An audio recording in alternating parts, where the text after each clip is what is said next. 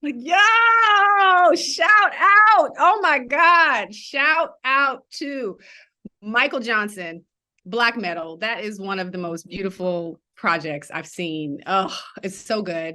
BTFC member, listen, bringing you all the experience, right? And as I started this top of our segment, I highlighted the idea of what is parody, and a beautiful presentation of what it means to bring parody to a space like music, like heavy metal. I mean, that's what I'm talking about. The Black experience is not monolithic.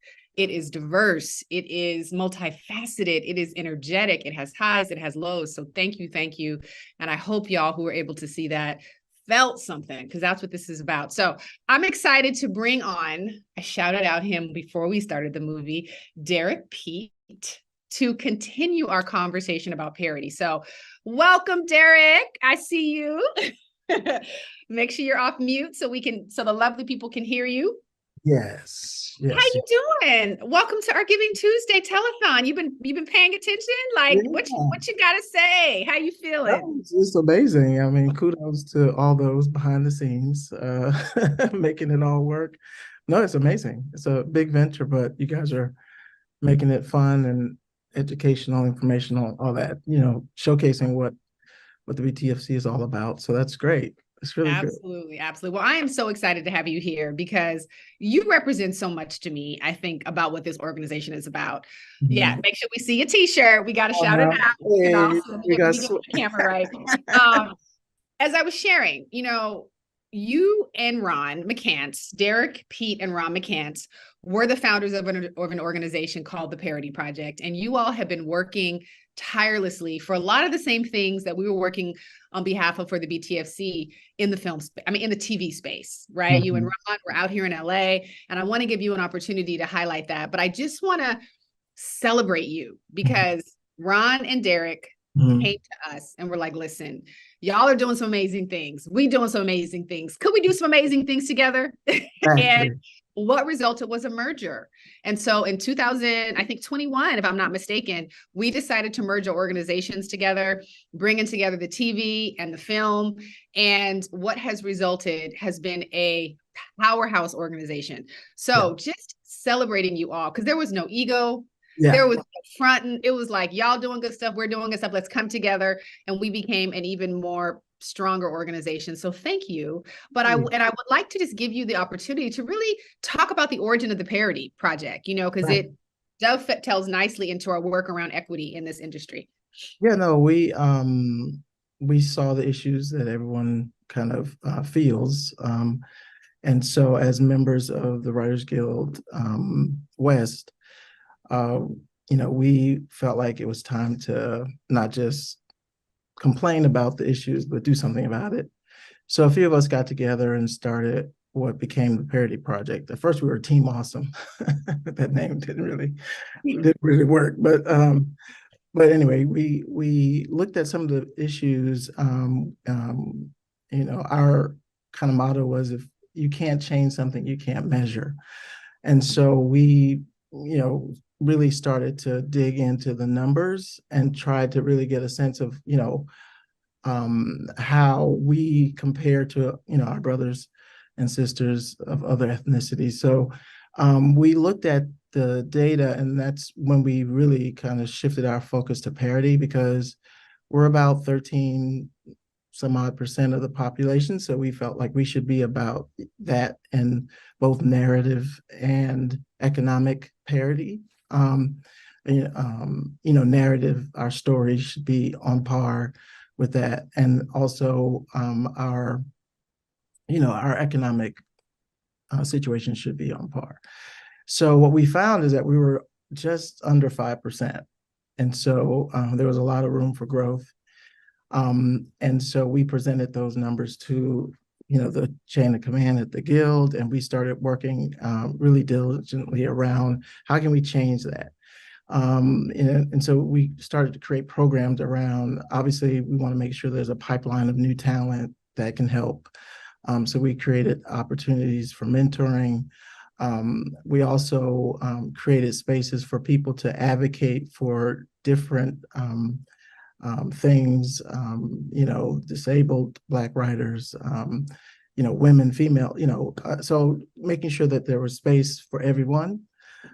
So that's kind of what we did. So we started creating programming around those issues just with the goal of parity. If you look at some of the data, it's not just that we're not making as much, but you can see it really clearly. And we'll be entered into we'll be in a writer's room, say, and we'll be a staff member. But then as the years go by, we kind of hit a ceiling, and that's what we saw in the data. To be the co-EP, executive producer, and showrunner, where all the money's made, where we weren't being presented. So anyway, so we had town halls, we met with executives at studios, we did all that to make sure that we have advocates too, people who did make it across the finish line, who were more than happy to reach back and say, I don't want to be here by myself, so all of that was great.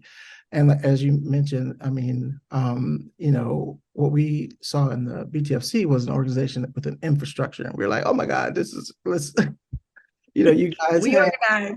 Yeah, that's what I mean. And so we were just some people trying to pull something together, but what we really needed is that infrastructure that the BTFC offers. I mean, and of course, being focused here in LA, and at the time, BTFC being kind of concentrated in New York, even that geographic, diversification is great. Of course, now we have Atlanta and other, we're across the nation. So I think that's a testament to just the power of the combination. And, as you said, if you don't have an ego, then you can do great things. You can do really great things. So yeah.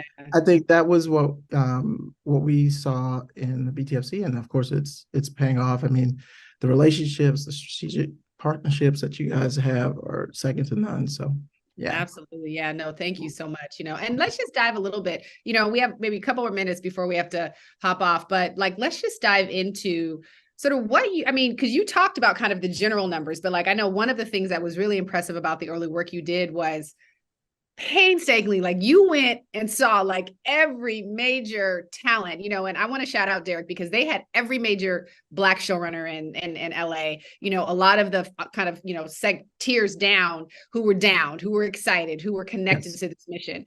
But the data was key, we oftentimes say this, who controls the data controls the narrative. And so it's important for us as Black folks to be able to have numbers that we are managing, collecting, analyzing, so we can go with the receipts. And so you all, just tell about that, because I know Ron was telling me, Kibi, I went on IMDb and I saw every major talent agency, every major management, to see how many of us they were representing. So just give us a little bit more color there. Yeah, like I said, we went, we thought naively that we could go to the Guild and say, hey, you have the numbers, you have everybody who identifies as Black, some people don't. But you have those information. We don't even want to know their names. We just want to see, can we track them over a 5-year period, or 5 years back and to now, and see how people progressed. Economically, did they move up the ladder? Because we felt if they saw the data, then they would have to act, right? We had a lot of pushback. There were circumstances, and there was always something. And so that's where the town hall came in, because we said, you know what, we're just going to get the people in the room and we're going to ask them. So we got, a lot of the showrunners came, a lot of the people who were, at different levels in the industry. I think we had about 200, 300 people on our first town hall, and we just did a survey in the room. So if we weren't able to get the data through the channels, we said, okay, let's do it. And so that's where the work came in, to find out who really are those people who are holding those spaces in the, in the creative exec, in those kind of spaces. So to see, we're going to need your help. And again, to a person, they were like, of course, and that's what's so beautiful about our community, is that we really do, feel the sense of I can't be here by myself. So, now the key is Now, when someone pulls you up, don't embarrass, don't shame. Right. Yeah. Yeah, that's where, that's where the BTFC's training and, kind of prep and all Exactly. that. Absolutely. Yeah, no, definitely. But I just want to highlight a couple of things. It's important for us to own the data, and we love our unions. Like, please know, WGA, Yes. Producers Guild, we love y'all, definitely. But there is an opportunity for more of us to come to the table. So that is why, as an organization, we are making a commitment. The Parity Project work that was seeded by Derek and Ron has been our foundation, right? But going forward, we are making commitment with our Parity Project to collect more data, to gather it, to analyze it, to actually begin to hold a data set of the Yes. metrics that matter. So when we come to the table, we can say, this is what we're seeing. And so how do we collectively work together with our partners, with our funders, to change that, to change the story, to change the narrative, so that 4% gets closer to at least the 14% almost that we are in the population. And obviously we would love to go beyond that. We say the goal plus one, right? So Derek, listen, thank you so much for joining us. We are just excited to be in partnership. They on our board now, y'all. So we are collectively the BTFC, but our Parity Project work is just getting started. So thank you so much, Derek. No problem. Thank you for having me. Why should people give before I let you go? Yeah, why should people give? Because it's necessary. It's necessary to support the voices that are the next generation, the current voices. Without the support, we can't do the work, period. And we can't fund this data project stuff. So that is key. A big ask from a lot of our funders, our supporters is, we want to know, like, we want to be able to hold ourselves accountable. So if you guys can help us, that makes their jobs easier. So give y'all. All right, Derek, thank you so much. All right. Absolutely. Listen, we are going to be bringing on another partner, a funder, and I'm so excited to have this conversation. Before we do, though, I want to shout some people out because y'all giving. So thank you. We are a little bit past almost 12:15, and I want to say a thank you to Saran, to Portia, to Nia. Y'all gave, and we cannot say thank you enough. We are, I think, you guys let me know where we at in terms of our goal, where we're moving and grooving. I think after our conversation with our next guest, Jeff Harris, I will give a shout out and an update on where we are today. But I want to welcome Jeff Harris, and I also want to welcome Lamu Coker, who is my partner in crime, my co-president of the board. We are going to have a conversation with one of our amazing supporters. Jeff, we love you. Listen, HFPA, the Hollywood Foreign Press Association, came through in the clutch. We were in the midst of COVID. Listen, everybody shut down. We out here trying to figure out how we do our programming. And HFPA was a newer funder for us. Jeff was a huge facilitator of that. So we want to say thank you. We want to make sure we celebrate our funders who are putting their dollars. And they gave us a multi-year grant, y'all, to actually help support our work over time. So I want to say thank you. I'm sure Lamu would like to say thank you. And obviously just to celebrate you. So Lamu, I want to make sure that you are kind of in here. I know you're going to kind of really lead this. Jeff, just tell the people who you are, tell the people what HFPA is about. Shout out the evolution y'all been going through, because we know it ain't been easy in terms of some of the past few years. So please let our viewers know a little bit more about you and what you all are doing. Certainly. Well, let me say you're welcome. And also thank you, not just for the opportunity to be on the telethon today, but thank you for all of your hard work and the impact that the BTFC is having. Yes, Jeff Harris, that is me, and I am a board member of what used to be the Hollywood Foreign Press Association and what is now the Golden Globe Foundation. For those of you who don't know, the Hollywood Foreign Press Association is the organization that puts on the Golden Globes, has done so for 80 years. I joined that board about 3 years ago when the Hollywood Foreign Press Association was called out by the LA Times for a real lack of diversity. In the wake of that controversy, those revelations, the organization responded. I mean, they changed their bylaws and brought on 3 new independent board members, and I'm one of those. I'm not a journalist. I was born right here in the good old US of A, and I'm absolutely brand new to the entertainment industry. But I am an old hat when it comes to nonprofit governance. So that was why they reached out and brought me on. They also expanded and diversified their membership. Yep. And made a lot of great changes. But one thing that hasn't changed is that the Hollywood Foreign Press Association for years has been a big philanthropic organization. For several years, the organization has donated about $5 million a year to different nonprofit organizations. Fast forward to today, if people follow the news, the association sold the Golden Globes IP to a for-profit company, and the proceeds of that sale have become the assets of the new Golden Globe Foundation.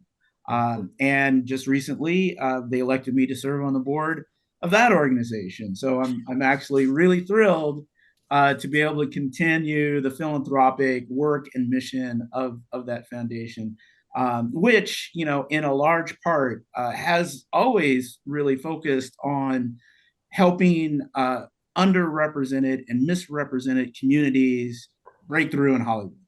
Mhm. And I'm rambling on here a little bit. I have a follow up on that. You know, knowing that, you know, I think to the conversation that preceded this conversation about data and how data is informing kind of who controls the narrative. And I'm, Yeah. you know, on one level, understanding that the HFPA was called out because of the data, Yeah. historical data saying, hey, we need to do better with our members and kind of the programming.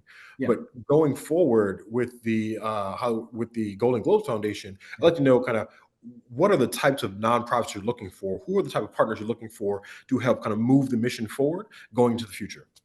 Certainly. So we actually just did speaking of data, we just broke down some of our giving into categories.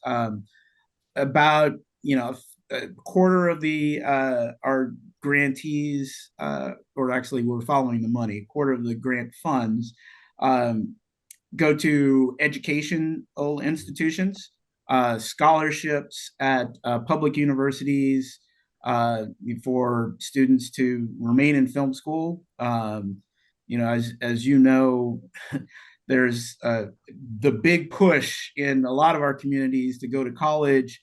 Often focuses on STEM, you know, go get that degree and you can work for Google, et cetera, et cetera. But there are creative students who haven't even heard of what a master's of fine art is, you know, and certainly, you know, scholarship opportunities for those students are few and far between. So we try to help out there. There are a number of pre-professional organizations that, you know, share our mission to help you know, underrepresented young people break into Hollywood, break into the entertainment industry. We help fund them as well. Also, a little outside the realm, nonprofit journalism organizations like the Committee to Protect Journalists, you know, also ProPublica, et cetera, et cetera. But really, when you look at, you know, over half of our funds, it's focused on helping people break into and break through in the entertainment industry, an industry that is, you know, very insular, right? If you don't know somebody or have those ins, you know, it's hard to get that first job. And more so, you know, talking about the data, another one of our grantees is the Diversity in Hollywood report, you know, done each year by UCLA, Yep. Which continues to show the challenge. You know, Hollywood ain't there yet, Right. you know, and has a long ways to go in increasing its representation and diversity. And look, it's, you know, I'm preaching to the choir here, but it's a win-win, right? Yeah. You know, Hollywood needs fresh stories, and they're not looking to the people who have new stories and new angles and new perspectives just because, you know, they're stuck in, I don't want to get on soapbox, but, you know, they're stuck in their Get on soapbox, Jeff. That's what we here for. People to be moved. We want folks to say, yes, I care. That's right. They go back to the well over and over again with sequel after sequel, the same old stories, the same old people. But, they're not tapping into the rich wealth of stories and perspectives and lives of Black folk, of Latinos, of Asians. I could go on and on, but like I said, it's win-win because we've got some fresh stories to tell.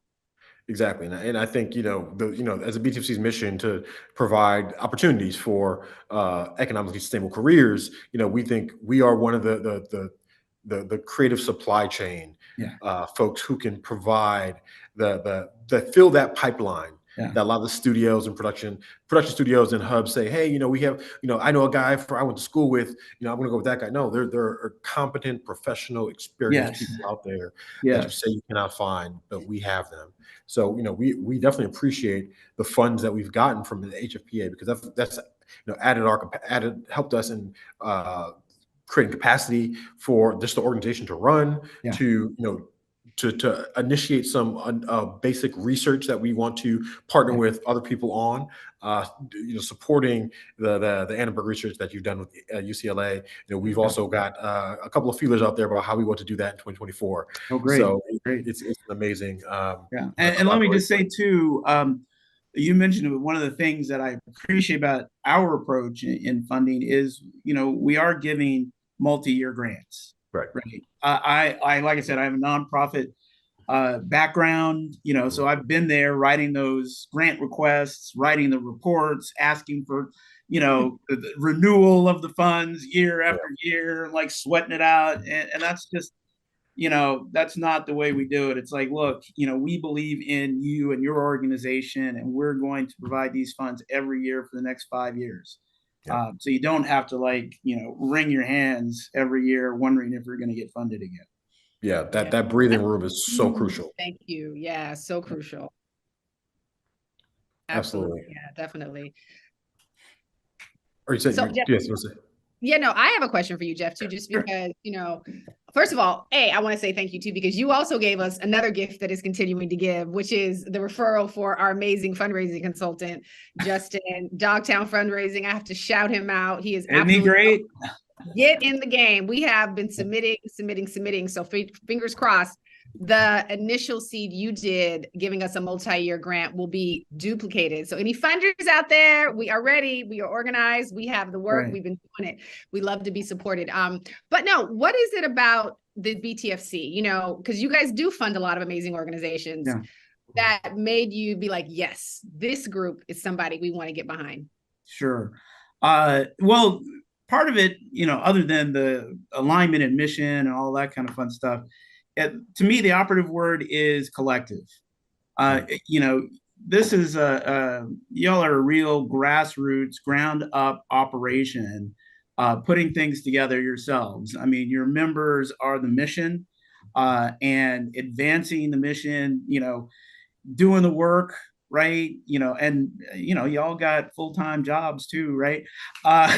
So I understand how much goes into that, and how much dedication and passion on your part that takes to get home from the full-time job and pull open the laptop and start working on BTFC initiatives and projects. That spoke a lot to me. And I'm just so excited to see, all of your successes.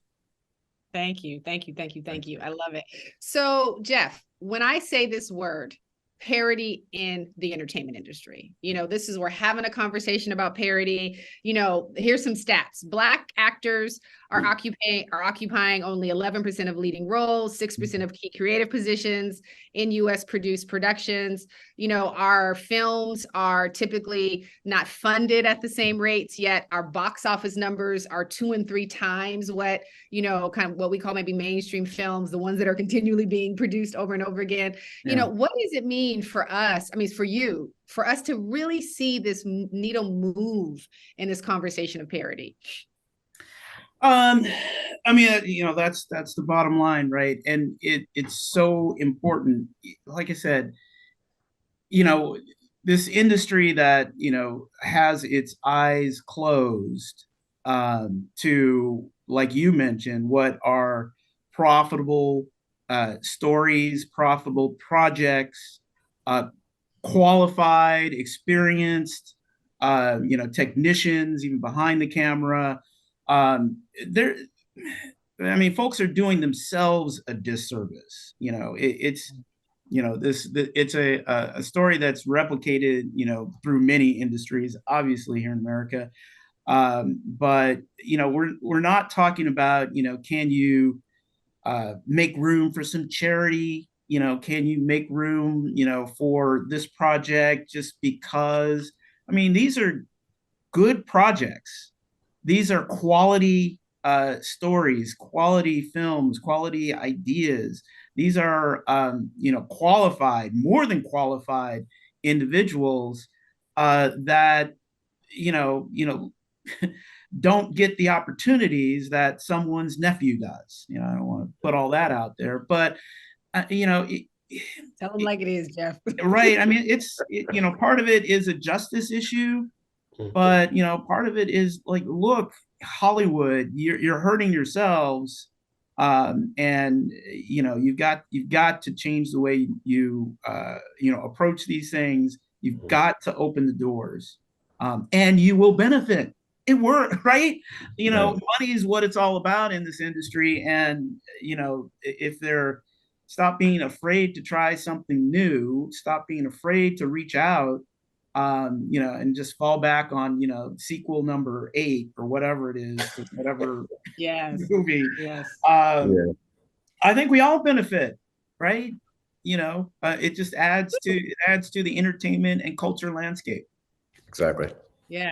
And it allows people to make money, right? Because we Yeah. just talked about Yeah. over index Most importantly, box office dollars. Yeah. So they qualify, dollars are there. they make money. So here's the key thing. Like I said, we ain't talking about charity. This is going to make you money. Yeah, no, absolutely. And our manifesto is community, not charity. Not charity. Because again, this ain't about charity. We have a community that has dope people with dope projects that are very experienced and know how to make things happen on time, on budget, and organized, as we always like to say. So that is all right. Listen, Jeff, again, I know Lamu and I feel this way. We do want to shout you all out because y'all went through a journey. Y'all were drugged. Let's just keep it real. Y'all were drugged through the media. You took the time, you stopped as an organization, you looked in the mirror and you had some tough conversations. So I do just want to shout that out. I also just want to celebrate again your commitment to us on a multi-year level, because that matters. So in the final closing of our conversation with you, if you were to make appeal to donors, to the funders on our behalf, what would you say to encourage them to, support us in our work going forward? Sure. So if you're a donor, if you have a philanthropic, mission, to your heart, and you want to make an impact, BTFC is the organization that you should be looking at. We're not talking about some nonprofits that have this huge administrative overhead and all that kind of stuff.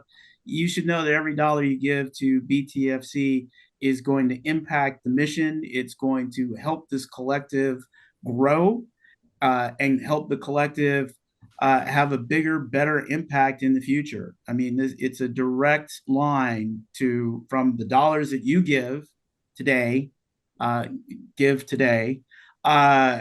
to the impact that the organization makes. So it is Giving Tuesday, and hopefully everyone is in a philanthropic spirit.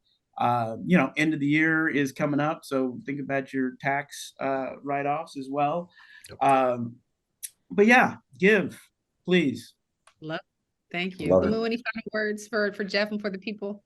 Again, thank you, Jeff. You put the words out there that I would have said. So you said it all, Jeff. Thank you for your support, and we look forward to working with you for many, many more years. All right, continued success to you, and thank you for having me. Thank you. All right, Lamu's going to join us a little bit later with some more conversations. Jeff, thank you so much. Enjoy the rest of your day.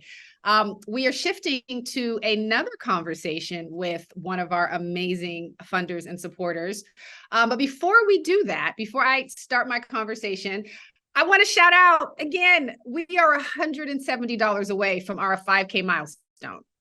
$170. So if during this conversation with this amazing person that I'm getting ready to bring into the fold here, you are energized, you hear something that connects, please take a minute to make a $50 plus a $50 plus a $70 donation to get us to our 170. Welcome, Michelle. You guys, we are so excited to welcome Michelle and Dreezy to the BTFC telethon today at the noon and a half hour. Michelle, first of all, I got to say a big shout out to you too. I mean, and I cannot wait to have a conversation with you about the amazing work that you and your entire team.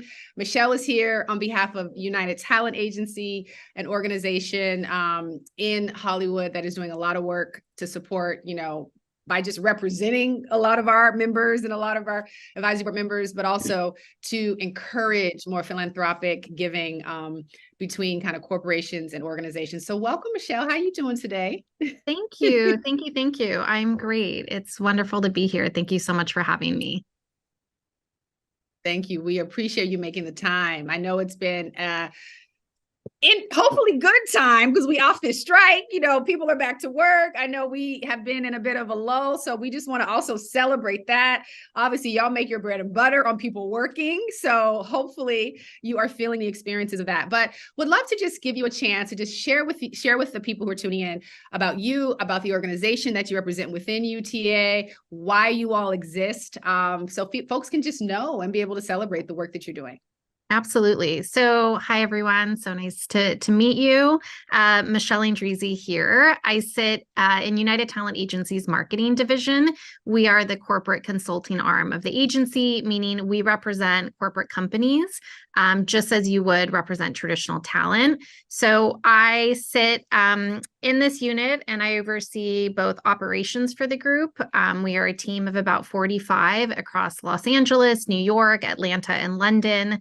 But I also lead client work. And so I've had the great pleasure of leading both the Delta Airlines relationship and the Google relationship for the past 8 years. My work with Delta has been incredibly special. We sit across many areas of their business. They are based in Atlanta, but have teams, you know, across the country. We work with their sales team. We work with their in-flight entertainment team. We work with marketing, with community engagement. And through the work with their in-flight entertainment team, we had the opportunity about 2 years ago to start thinking about a way to curate content that really was targeted at particular communities and communities that we could really lean into and hone in on special storytelling. And so, you know, this came to life originally by partnering with talent. So for Earth Day, we partnered with Jane Goodall. For AAPI Month, we partnered with Padma Lakshmi.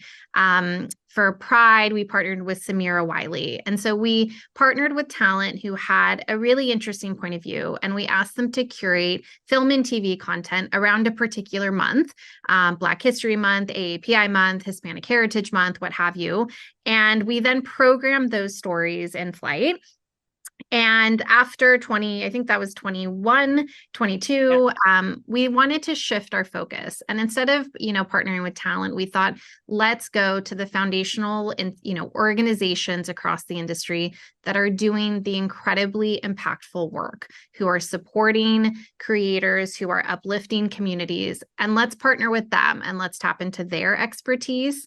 And so, you know, Kibi, that's how we came to be. For our Black History collection this past February, we partnered with you guys to help really identify those interesting stories and program them in flight. There are 20 million passengers who fly across Delta every single month. 85% of those passengers are interacting with the seatback screen. So the awareness and the visibility for a partner, an org, a piece of talent, a piece of content is incredibly significant. So we loved the opportunity of working with you guys to showcase those film and TV pieces. Absolutely. I mean, you know, I don't think Michelle is even like articulating the impact of something like this. We were able to go to our members and collectively use their votes to choose like 20 of like the greatest Black films, right? That we could, you know, come up with at that time. And then that was put into a curated, kind of branded, sort of brought to you by the Black TV and Film Collective experience that for the month of February, anybody who flew on a Delta flight, I think in the United States, was able to have that as an option. And just to be able to have our, organization and our name associated with a brand like Delta, first off, shout out to Delta for coming through just on that front. But they also backed it up with some dollars, and I don't know if I can say the amount here, but I will tell you it was a significant amount, to the point where it really allowed us to do some integral capacity building, foundational work for our data parity project work, allowing us to just keep the organization going, because we were still coming out of COVID and obviously moving into kind of what became the strike. So just want to say a huge thank you to that, and, Michelle, in some of our previous conversations, just the ethos and the spirit of UTA putting dollars and investment behind a 45-person team. I mean, that's significant. To me, speaks to why we are so grateful to be able to, call you all a funder, call you all a partner, call you all a friend. Why is that so important to UTA? Our industry has evolved so much over the past, every year it's evolving, but over the past 10 years, there's been such a shift, and traditional talent is it encompasses more than just an actor or an actress. And I think as you look at the world of brand or audio creators or athletes, they all have power in their own right. And when you look at corporate America, these brands have significant funding, and they have the ability to push thinking forward, and they have the ability to fund all sorts of different initiatives. And we get to be really at the center of helping make those recommendations. As I look at our team every day, I try to remind the team, like, we're so lucky that we get to sit at the center of culture and help. We have such inbound activity around us that we get to ideate on, and then we can filter that to our clients to make really interesting, upstream recommendations. And again, corporate America, they have significant dollars, and we want to be able to recommend to them where to spend it, how to spend it thoughtfully, and in what ways can it make the most impact. We've done similar work with Google, where, in 2020, we redirected funding that historically would have been leveraged for more sort of product placement efforts. And given the pandemic, given, the moment in time we were living through with the social unrest that we experienced, we helped encourage them to really pivot those dollars and invest in communities of color, particularly female creatives that often don't have the leg up. And we help put dollars in hands of individuals who were emerging earlier in their career, so that they have a proof of concept. They have a short film, they have a music video, they had some sort of tangible asset that they could use to then go pitch, sell, try to, sell in some other, bigger engagement. And when you think about like that power, it's incredibly moving. And knowing that, our team gets to sit around that, but also our lovely clients get to help like bring those, opportunities to life. It's just a very special sort of experience. Absolutely. No. And that's why I love to be able to partner with organizations like you all, or companies, because you get it, right? One of our big missions is to make sure that our members have credits, right? Like a big part of our fellowships are about not only matching folks with craft development, but with actual money so they can make projects. Because to your point, those credits matter, like to being able to be advanced, to be able to be, attractive to an agency like UTA. I mean, it matters whether you're in a film festival, those things actually come into play. So to be in alignment with a corporate partner, with a talent agent that gets that, just makes the work that much, easier. So, as we wrap up, I'm going to ask you kind of a similar question. Why is it that you chose perhaps to work with an organization like us, the BTFC, and then secondarily, why do you think that any corporation out there who maybe has dollars and is thinking about places to give should consider giving to us? We get to interact with lots of different partners across the industry. And I think identifying partners that have such a sound and thoughtful approach to their programming and to uplifting and supporting individuals is tantamount to the work that I get to do. And while there are lots of great organizations, I think finding ones that often have a very dedicated, curated team that do the work day in and day out and is sort of unbeholden to a lot of massive infrastructure and sort of complications internally. We wanted a small team that could do the dance with us and helping do this curation, but a team that could, you know, intimately benefit from the funding. And, you know, we've partnered with GLAD, we've partnered with Reframe, we've partnered with Gold House, all great organizations. But I think we were really excited to partner with you guys because of the size, because of your style, because of the work that you guys have done. And so, you know, our clients have been at Delta. We're just thrilled with the collection, with the films that you guys selected. I think the opportunity for you to tap into your members was also really special because it really brought the community element to the forefront. And so that was just like a very special touch point to the program. Nice. And Yeah. why continue to support Black Film and TV Collective? Because the work matters. You're really providing a pipeline of opportunity to the industry and to individuals who, you know, oftentimes don't have the leg up or the way in. And as much as I would love to see the industry not operate like that, it is what it is. And so we have to get creative with finding other ways to get people through the door. And I think so many of your programs do accomplish that. So it's just been lovely to work with all of you. Yes. And the feeling is mutual, Michelle. Your team has been absolutely amazing. And again, I just want to shout out Michelle and her team because, you know, the truth is post-George, there was a lot of money that flew to organizations, I think, you know, working with communities that have been historically not at the table, you know, and to be honest, as that era has gone, a lot of folks have kind of pulled back. They're not necessarily maintaining their commitment. You all have maintained your commitment. You all are continuing, you know, we're exploring ways we can work together, you know, and even beyond just us, other organizations, you know, the word on the street is obviously y'all are still in it. So I just want to say thank you because, you know, it matters, you know, as we talked about in our previous conversation, this idea of multi-year support, consistent support is what enables us to continue to do our work to grow. So thank you. And I cannot, you know, just tout our love for you more than I can. So I appreciate you taking the time, and I know you got a busy day ahead. So I want to make sure you are not making any of your clients wait. But we appreciate you. We celebrate you. We love to you, and y'all heard her.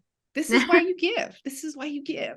Absolutely. Hopefully those numbers have thank you so picked up. much, Michelle, for joining us. Of course, Kibi. Thank you so Yes, much. definitely. Awesome. Bye. All right. Take care. Take care. And listen, you all, we are at 12:44. I want to make sure if you are just joining in, where you know where you're at. We are at a fundraiser all-day telethon for the BTFC. We're calling it the possibilities of stories. It's a love letter to you all. And it's an opportunity for us to hopefully give you enough reason to say, yes, I want to give. I want to give. I want to give. And again, I'm going to run down. Even if you are only able to give $10 today, that $10 will make a difference. That $10 will allow us to fund a BTFC meetup, a get together. You've heard people talk about the power of our community. That is one of the most amazing things about us. It's why people come to us. And these meetups, this is how we do that. So $10 allows us to fund, you know, an opportunity for our community to come together. $50 funds a BTFC workshop or seminar. As we talked about, you know, in addition to the dollars and cents to make projects, some people come to us with the desire to level up, to develop their projects, to get more pitching experience, right? You know, we gotta get those reps in for us to get the yeses from the folks like Michelle and other funders out there. So $50 covers that. We go to $25. I skipped this one. That allows us to hire a script reader. You know, a lot of our fellowships, we've got a producer's fellowship.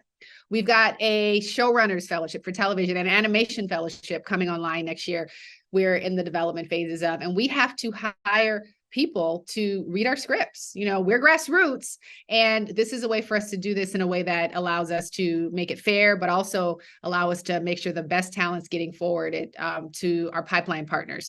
And so that $25 allows us to pay for that type of work. $1,000. Listen, I'm going to throw it out there. We've gotten a couple of $1,000 checks. We'd love some more. $1,000 allows us to fund a fellowship writing advisor. We have our Black TV and Film Collective Producers Fellowship. We have to hire advisors. We have to hire coaches to help, usher them through what is a 6-month kind of program to get the various elements of what it takes to produce at the level that they're operating at. $1,000 allows us to fund one of those advisors, and it's so powerful. It's so integral.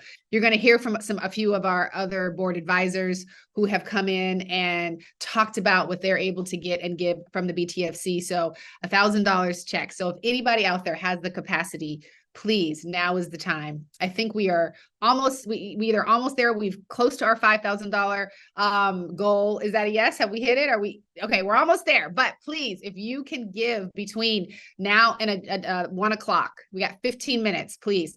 It will allow us to hit our goal of $5,000 in this morning session, getting us closer to our goal of raising $50,000. All right. So we are going to reintroduce the beginning of the organization. And we're going to allow you to really understand how we got started and see the reason why the BTFC came to be. When our founder, Haria Muhammad, couldn't get a yes from Hollywood funders and studio executives to make her work, she turned her frustration into action and founded the Black TV and Film Collective. We never intended to start a nonprofit organization. We ourselves were hungry for community, a community of filmmakers who looked like us, who shared some of the same problems that we had in terms of finding resources and finding funding and finding opportunities to screen our work. The BTFC exists purely for a couple of very simple yet profound reasons. We need to support and help Black filmmakers make their work. And within that is number 2, this idea of really allowing Black creatives, producers, and writers the privilege and the permission to have sustainable careers in the entertainment industry. We just, started getting together very informally, reading each other's scripts, giving each other notes. It turned into us just helping each other, showing up for each other. We were a meetup group that met once or twice a month at a bar around NYU in New York City. Like-minded filmmakers who want to tell our stories, Black stories. And fast forward to 2015, she came to me because the meetup group was really taking off, and she decided to actually establish it as an official nonprofit, and she asked me if I would be a founding board member. And so that's how the Black TV and Film Collective was born. The mission of the BTFC is to find opportunities for Black creators to create and maintain economically sustainable careers, not only finding someone their first entry-level job, but their second, third, and fourth jobs, and also working with studios and production houses to create the creative supply chain to fill the pipeline of creatives and professionals who are experienced that they claim are so hard to find. Only 4% on average of key creative positions in US produced films and TV are held by Black creatives. Yet we make up 14% of the population. It is imperative that we achieve parity. How can we as content creators create if there's not a platform, a group of like-minded people to support us? We need this more than ever. We need art and we need media and creative that speaks to the problems that we face on a human level. Black TV and Film Collective became such a sounding board during the onset of the pandemic and the many murders of Black people in this country. The BTFC is needed now more than ever. We can get lulled into a false sense of security thinking that all the battles to fight have already been won. And if you're a Black creative, a Black filmmaker anywhere in the United States or across the globe, you know that's simply not the case. Giving your time and your resources to the Black TV and Film Collective, no joke, it helps to make our world better because you have filmmakers and you have creatives who, for whatever reason have chosen this profession have chosen to spend their time and their energy creating art and creating products that address various issues or that bring us joy. I would write a little more, then monthly I would come to the screenwriting table reads, and at some point I felt like the script was good enough to start thinking about producing it. And that's when things kind of started to move forward. The Black TV and Film Collective isn't just a movement, it's a revolution. A revolution to help create more parity in the future of entertainment. I want the world to know that the BTFC is about giving voices, prioritizing our voice, that our voice is not drowned, that our voice is not secondary. I believe the legacy that the Black TV and Film Collective is creating is really setting the groundwork for more opportunities for creators of color. We just keep going. You know, we are an organization that is run by sweat equity. And so I really appreciate every last one of our members because they believe in our mission and they believe in us, they believe in what we're doing. And I'm excited to see where we're gonna go in this next chapter of the Black TV and Film Collective. And I invite you to join us and take the journey with us.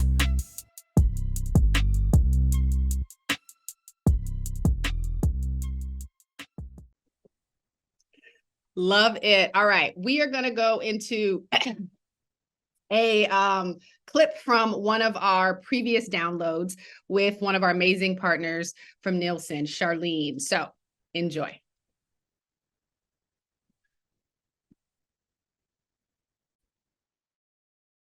Program and continue to grow her career through roles in local and national television, supporting clients like PBS, Sesame Workshop, Discovery, and TV One. Charlene actually hails from a small town in rural Florida, and she's a proud graduate of Florida A&M University. Outside of Nielsen, Charlene now calls Maryland her home. She's a founding member of the Washington, D.C. Chapter Chief, which is a private network for women leaders. She's also an event speaker, career mentor, adjunct professor, wife, and mom. Let's all welcome Charlene, even though we can't hear you.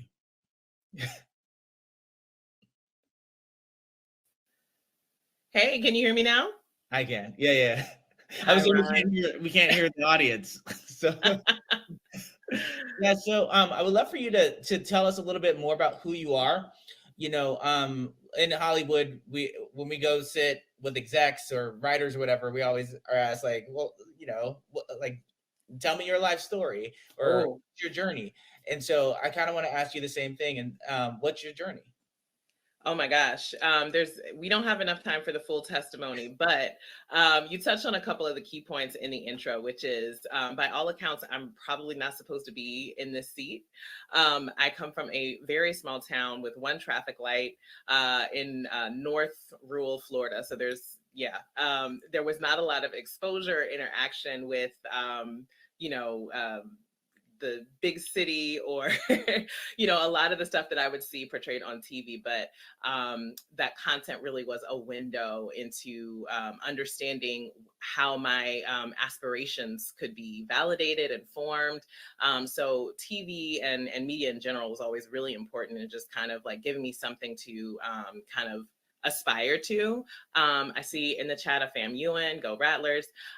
So definitely growing up in a town where my experience was kind of the lonely only in many of my classes. I had a huge family and support group from all walks of life. But I chose to go to historically Black college because I knew that I needed to really immerse myself in everything and different definitions of what it meant to be Black in America. And that is what I found at FAMU. And so I met sort of my personal tribe, my husband, my best friends, but also myself. So I just got to explore that, there's more than one way, one route to have this experience. And just to keep it short, my time at FAMU also is how I met Nielsen. And so really kind of connecting with the business of marketing, the business of media and content, and the opportunity to come work with the company that sort of leads a lot of the insights and data where decisions in the industry are made. And so I got to join during a management development program. I moved to New York City, where I had no business being, from my little one light town self. When I moved to Tallahassee, Florida to go to FAMU, I thought that was a big city. So I definitely made a jump. But talk about sort of an equity opportunity for me to really kind of try on a company for size, try on different roles and rotations, and get to bring a truly intersectionally diverse perspective from somebody from my background and education into the business and be welcome. So I've had an amazing 12 years, challenging at times, but really proud of the work we do here every day. So That's great. that's sort of the work centric story.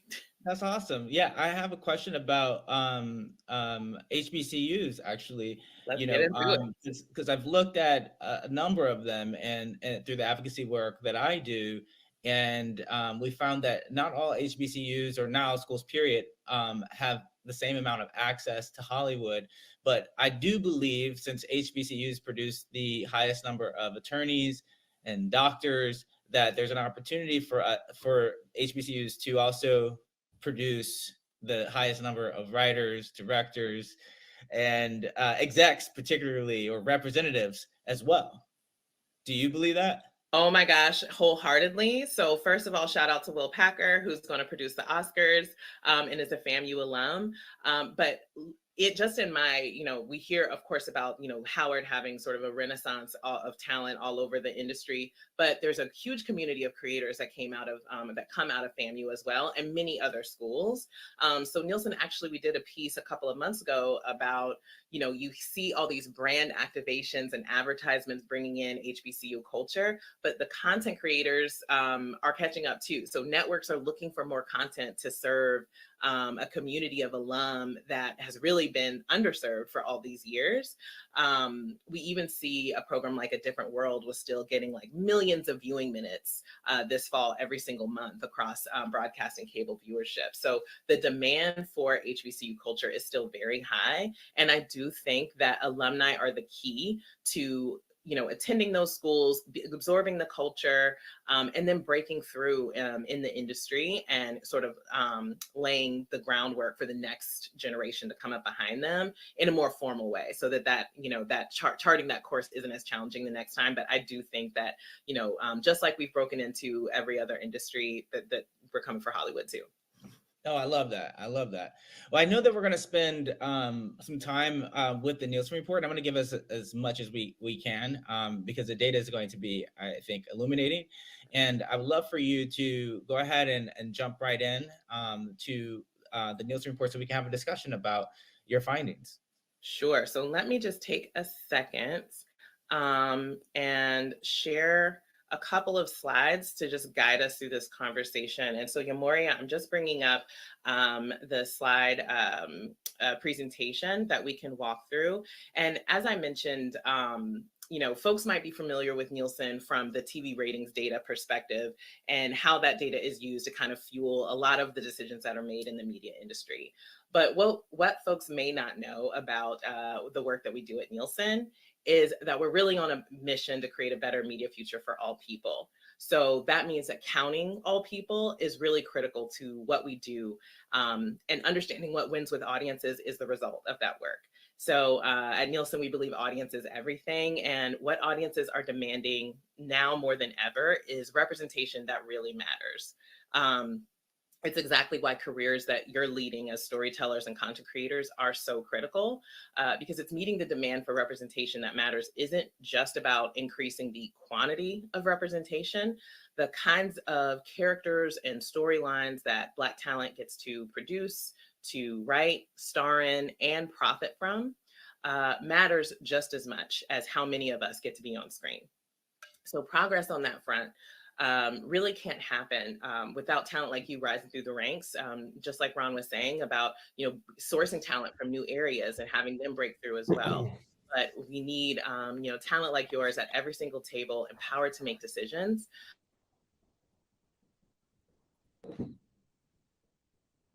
Hello, hello, hello. All right, everyone. We are a couple hours into our Love Letters to the BTFC Giving Tuesday. thank you to everyone who has been donating so far, sharing our information on LinkedIn, IG, Twitter, or X, or whatever you want to call that site now. All the different sites, TikTok.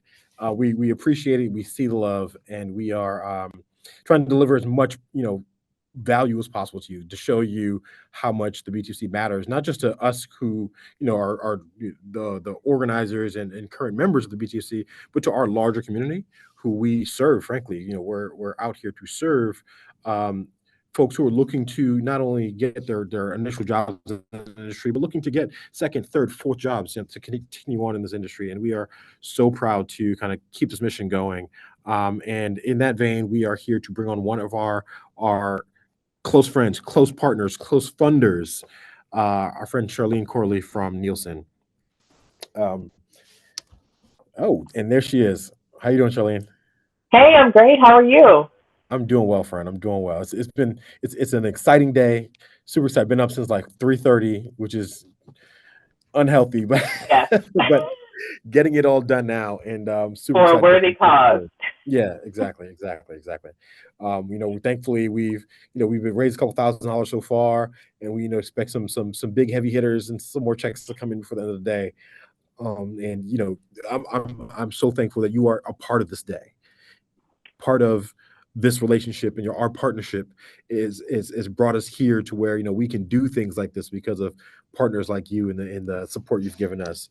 So while we're here, I'd like you to introduce yourself, one, who you work for and what you do for them, and then we can kind of jump into the questions from there. Sure. Well, it's my privilege to be a part of this day. Congratulations on all the great work that you and the entire BTFC family are doing. I'm Charlene Corley. I'm the VP of Diverse Insights and Partnerships at Nielsen, and that means I basically just get to use all the measurement and insight and goodies that Nielsen captures about real audiences and brands and people every single day. But I get to focus most of my time on talking about Black folks, on talking about the communities who've been historically left out and left of center.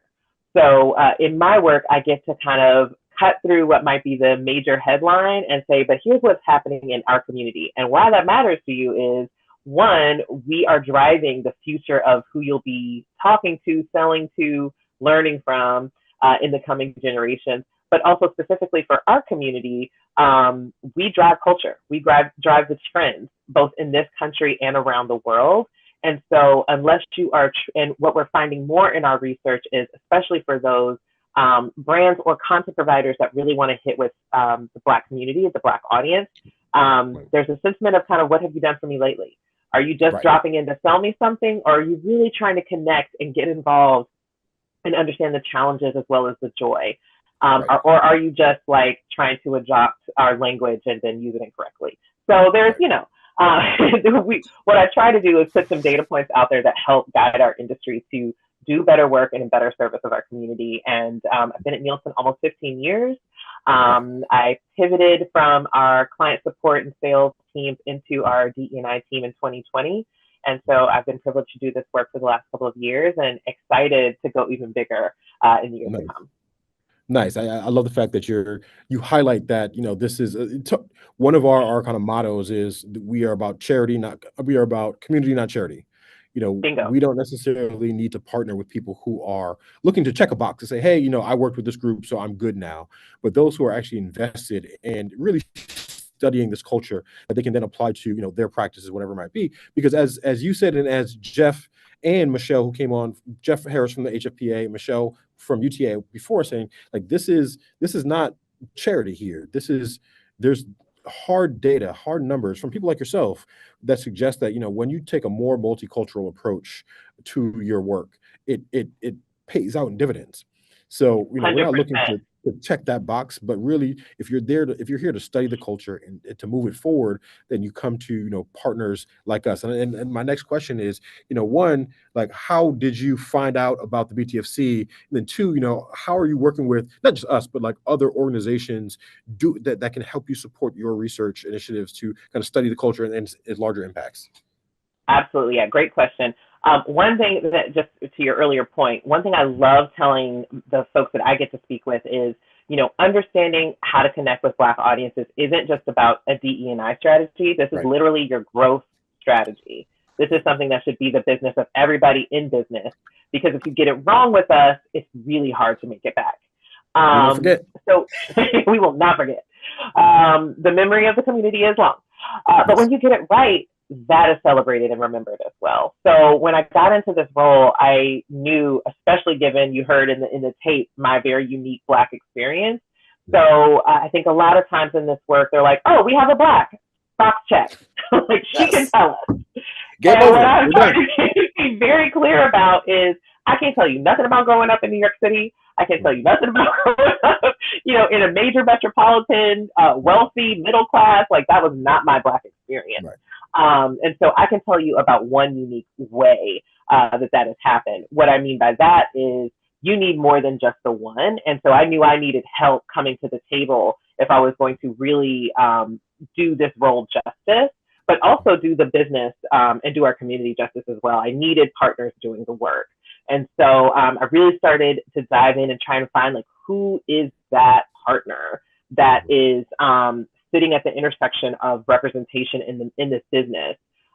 One of the data sets that we have, one of the many data sets we have at Nielsen, is around the measuring representation of lead recurring roles on screen. So we literally measure the presence of Black talent on screen. And through our studio system tool that some folks might be familiar with, we're capturing who's below the line. And our research increasingly shows that even though there's more presence of Black folks on screen than ever, Black audiences are still telling us there's not enough representation. So we're consuming more content than ever, especially video on screen. And we're there, but something is still disconnecting. And that is literally where the storytellers come in. That is where the writers and the producers and the editors and who's giving notes comes in. And so I really needed a partner who was, one, speaking that language and knew the process and the barriers for Black writers behind the scenes and content. And this was really the partnership was just perfectly aligned for what we were trying to do and where we know we need to go further based on what the data is telling us, that audiences still aren't getting enough of the authenticity of telling our real stories, but also telling the aspirational stories that folks want to see. Awesome. Yeah, it feels like, one of my next questions was going to be like, why is the mission of the BTFC, which is to support sustainable careers in the entertainment industry, important today? But it feels like you're already pulling at that to say, the data is suggesting that yes, there are people of color on camera, but it still doesn't feel like authentic Black stories. 100%. And I'm deeply interested in kind of knowing more about that. I know we don't have a ton of time to go about this, but we will have you back sometime in January or February to talk about the new research you're doing, the newest diversity report about is it Black media in America? Remember correctly? Yes, that's exactly right. So I will be back hopefully to give even more insight about this research that I'm working on right now. But it speaks exactly to what you're saying, that there's still a disconnect when it comes to that authentic feel. And even though we spend a lot of time as an audience consuming video content, we're trying stuff on for size. So do we go back to that source that didn't really hit? Probably not. There's too many other options. But how can we give the industry those building blocks to get it right?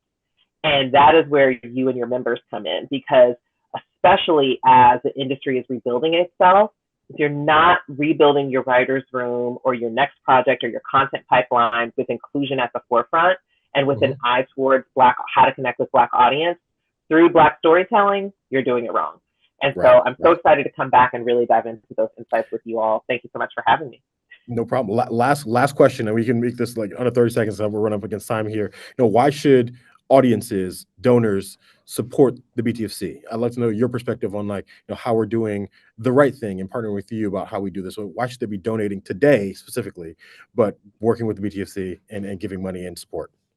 Yeah, I think folks should donate today and in the future, because the work you're doing to make sure that the stories and the industry is representative, is inclusive, and is a long-term opportunity for folks to do their best work is critical. We want to be in the media business for a very long time, and we know that it won't be as successful as it can be without your voices and your talent. So it's a perfect opportunity to invest in that. Awesome.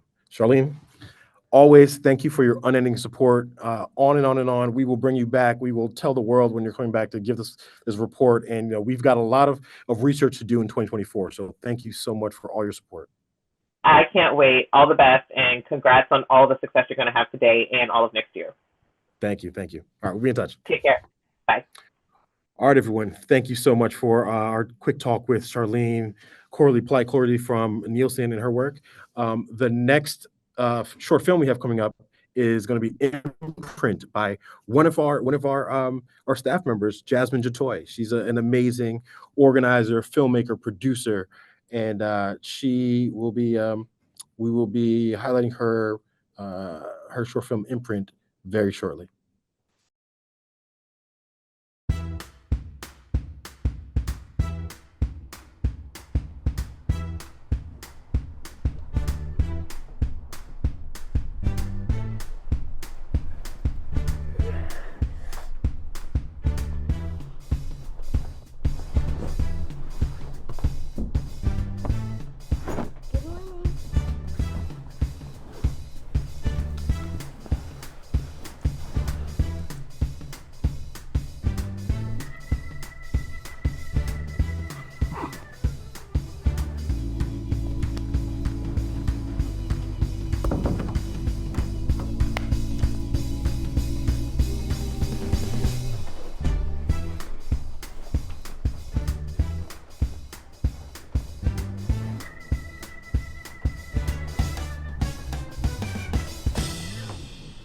I love my smile, I love my skin, and I love my hair. I am smart, I am enough, and I am beautiful.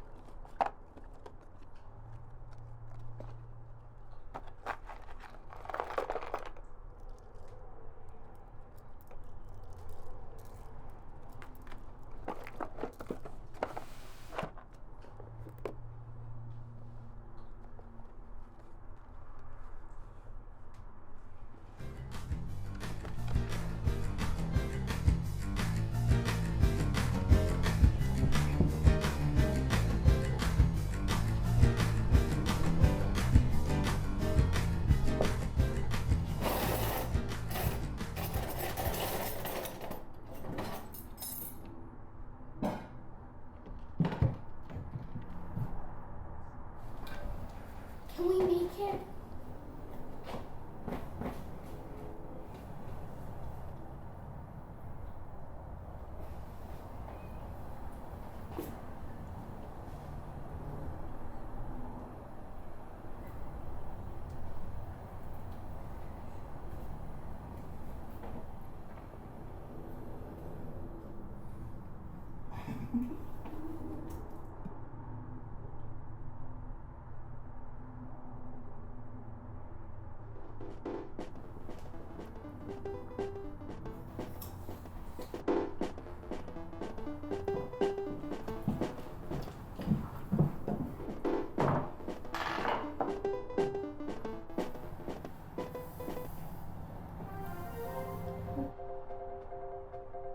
Tragic case of police brutality.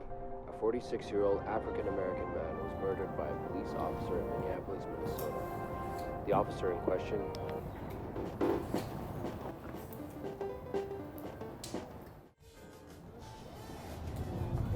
No. Check. Lemon juice. Check. Butter, check, and last but not least, check.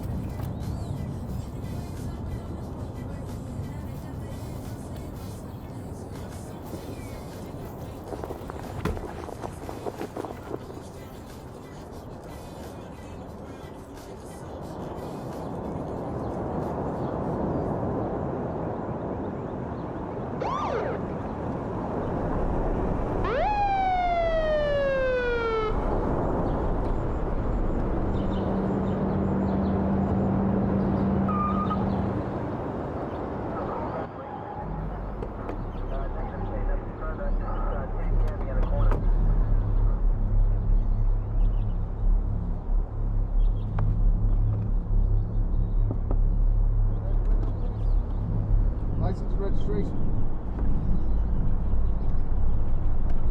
Hands where I can see them. Get up, car. Out of the car.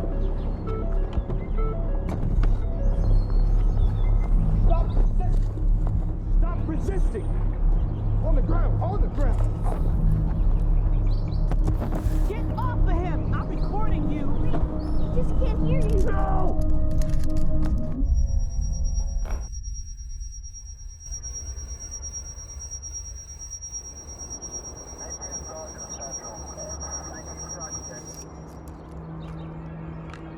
Copy. All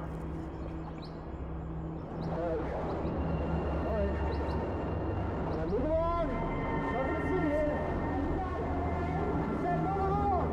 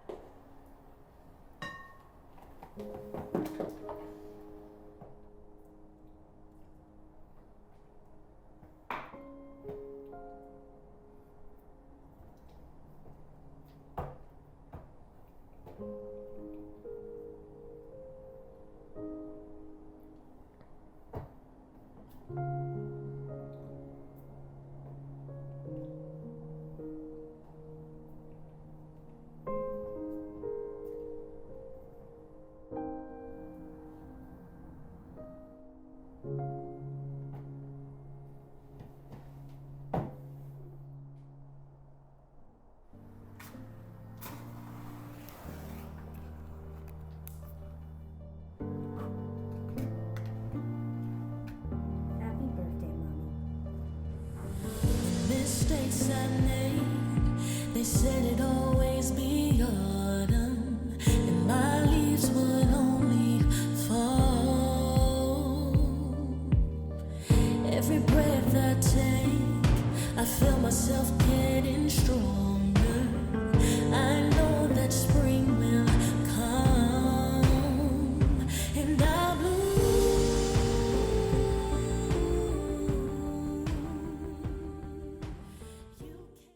Oh my goodness. Thank you, Jasmine Jatoy from Imprint.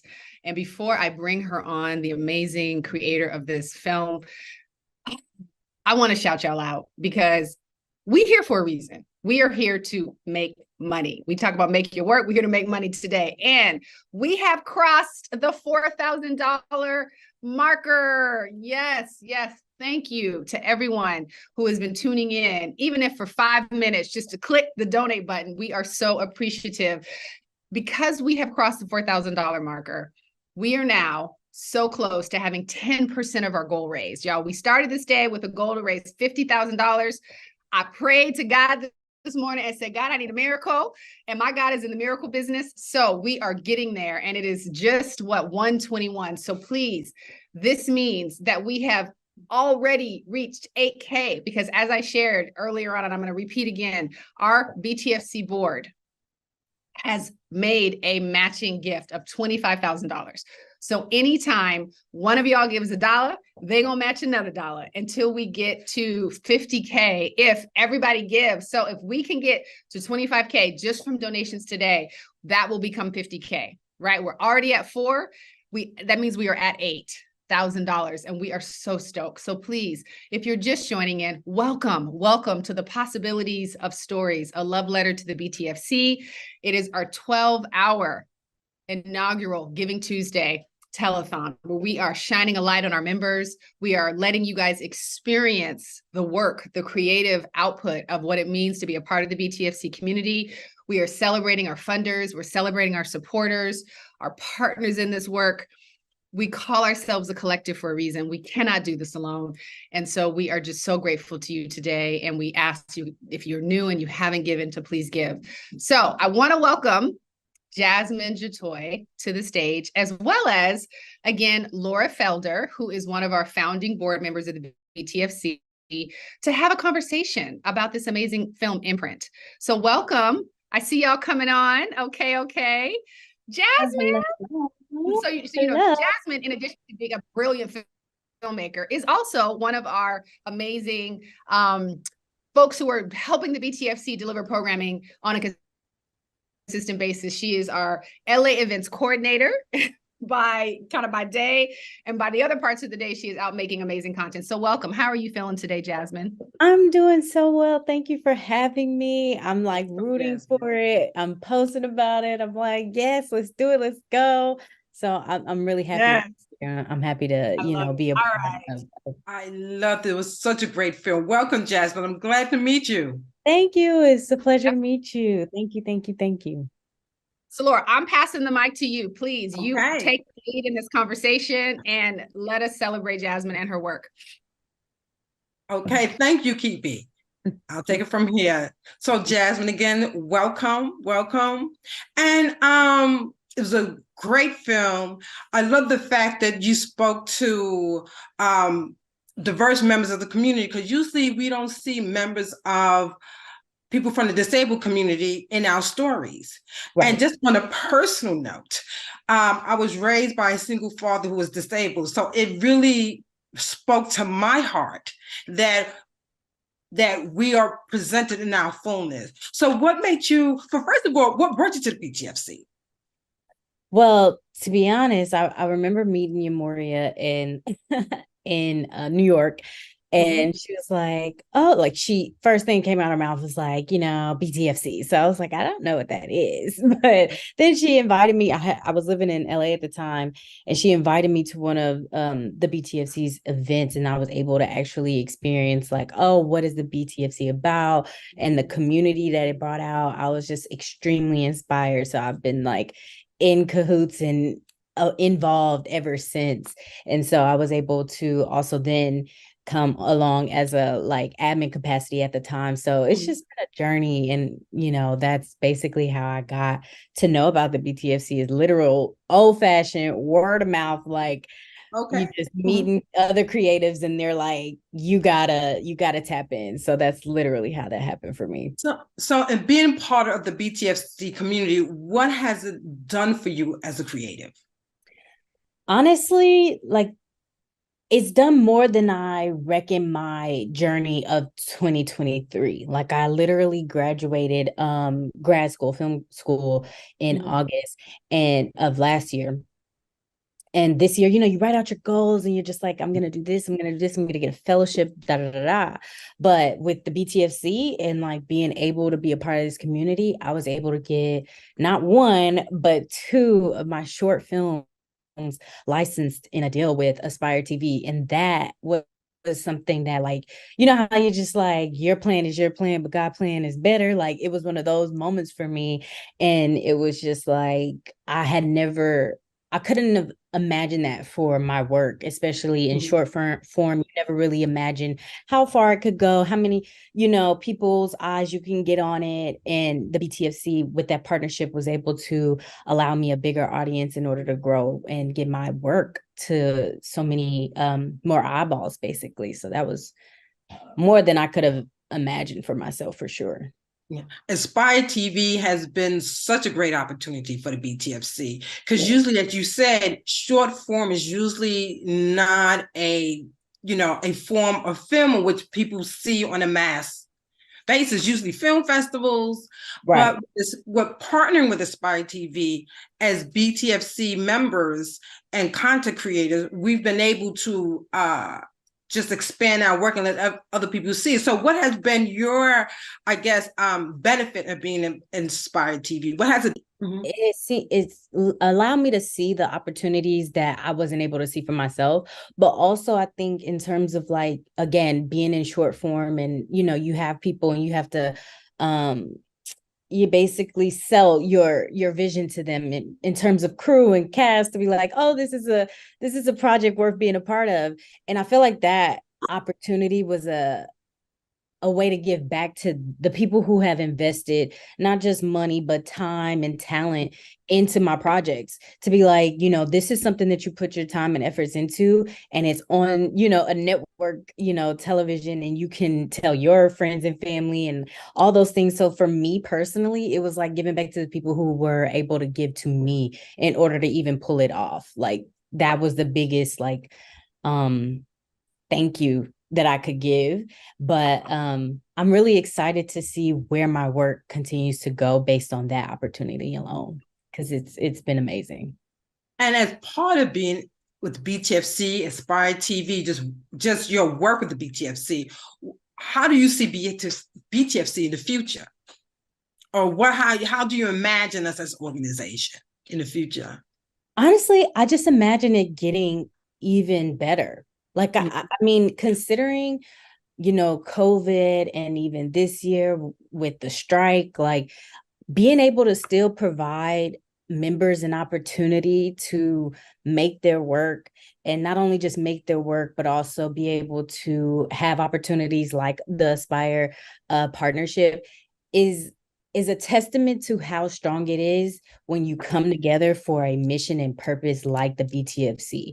And so I only see it getting better in terms of like the opportunities, the partnerships, the community that we are creating on a day-to-day basis and quarter to quarter. So I'm really excited for next year and all that's like to be planned out.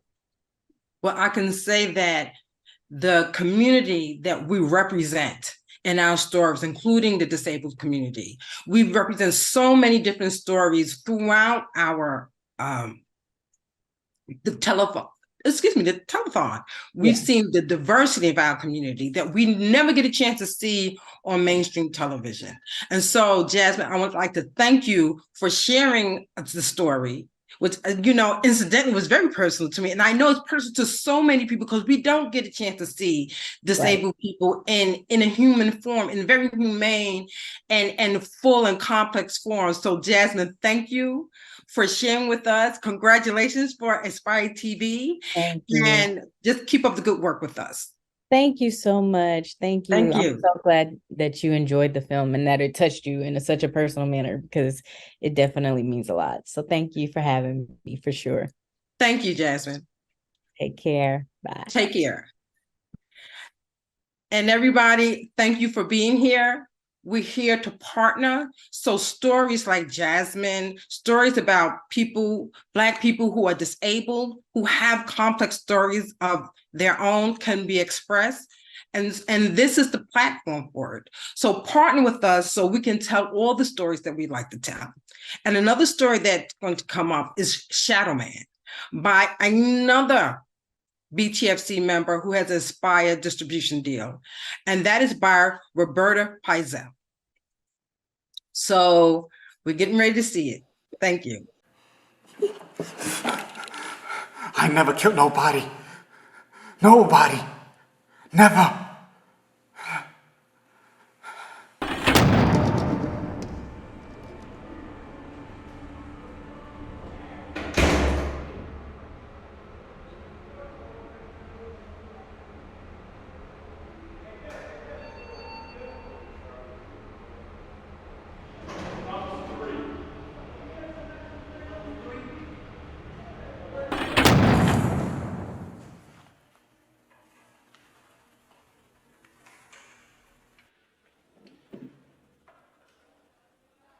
Lopez? Ricardo? Yes, ma'am. I'm Miss Davis, Mr. Lopez, and I've looked over your case, and with this conviction, it's not good. I know it's bad. I don't deny it. No, ma'am. I was in some heavy shit. Oh, excuse my To language. appeal a case like this, it's very time consuming, and I don't want you to hope for something that's impossible. When guns are involved, they just don't make exceptions. I'm sorry. Did you see my counsel's report? Yes. Mr. Hatch, she'll be checking on me a week in here. Yeah, well, you're trying to say the truth. For real, for real. Look, I'm a hustler. A hustler. From time this small. Can I explain? I see you got heart. Boy, don't try to play me. There's a line outside waiting to see me, and it's already almost 3:30. This is hopeless. Miss Davis, this is my life. I'm begging you to see me out. 5 minutes. Look, I never killed nobody.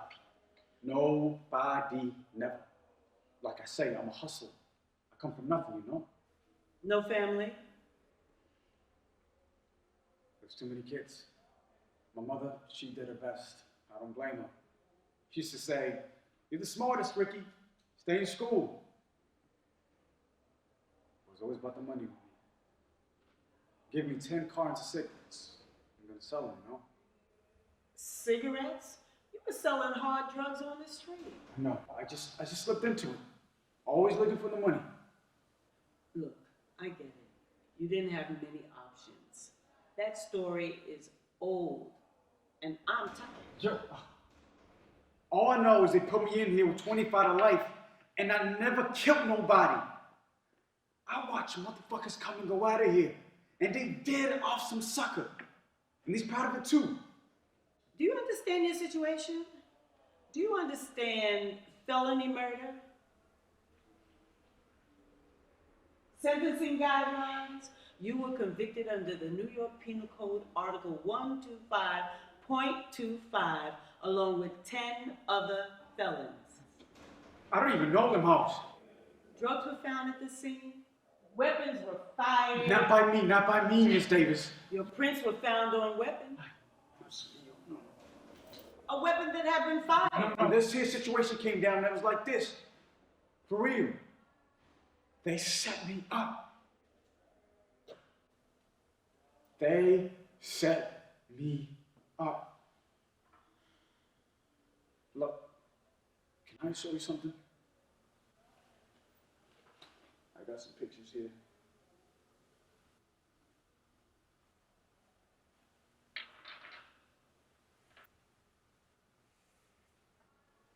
That's you? Yeah.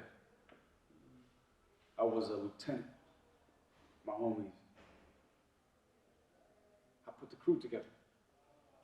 They tell me building, I tell my crew, we'd go down to the cellar. That's it, and that's all. But man, you gotta be hard. Like, this one time, I came in, they had my boy sitting. And one of these gangsters saying he screwed up. Took drugs, didn't pay up. And the man hands me the gun. You know, it's my crew. I had to do something. Otherwise, they'd do me in. So, I hit him. Wham! Upside the head. Yo, if you ain't hard, you dead. You know what I'm saying? They left, thank God, but for real, I couldn't do it. I couldn't shoot him. Trust and believe I'm not a killer. But what happened here?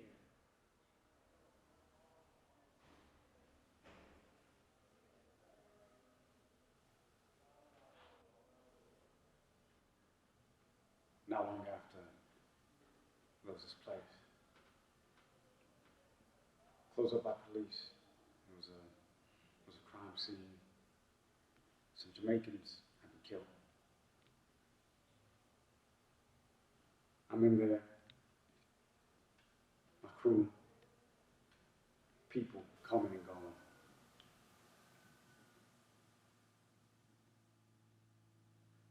Suddenly, this guy pulls out a gun.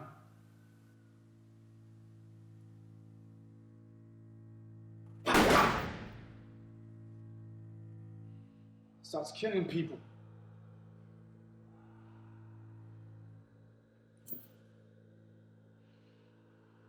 Hands me the gun. Yo, I freaked. Yo, like I say, I'm a hustler, not a murderer. Yo, I jetted. I ran into a warehouse. Sirens started our places crazy with noise. As soon as it chills, I called out. Ran till I couldn't run no more. I laid in the street all night, soaking wet, shaking like a leaf. For real. I felt I was gonna die. My heart was pounding so hard, I almost couldn't breathe. Comes the morning, I was out of my head. I started crying like a baby. I couldn't stop. I shouldn't be ashamed, but when the death stopped, for real, I felt better than I could ever remember. And I knew I had to break out. Stop playing the big man. They got it all together under control, man. Yo, bullshit.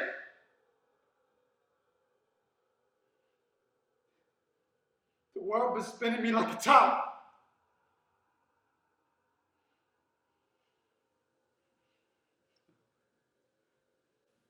Thanks God. I got family in North Carolina. I split. No one knew where I was. I was living on the run down there. Till my abuela took me in. Held me close. Gave me time to think. To grow up.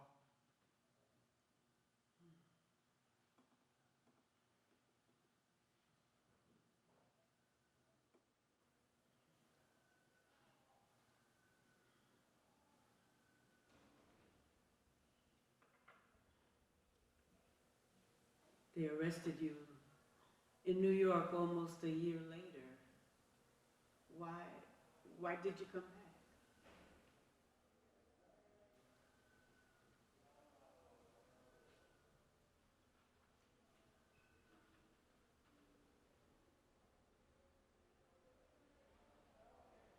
Julieta. My daughter. About 10. Yeah. 10 this month. Beautiful like a mommy. She brings my baby up to visit when she can. She's a good woman. Her people's church people. No. When we hooked up, I took her to the movies, dinner. I came on real straight. But her dad was hip though. What does boy do? He'd be saying. Yo, it was nothing for me to drop $500 on a jacket.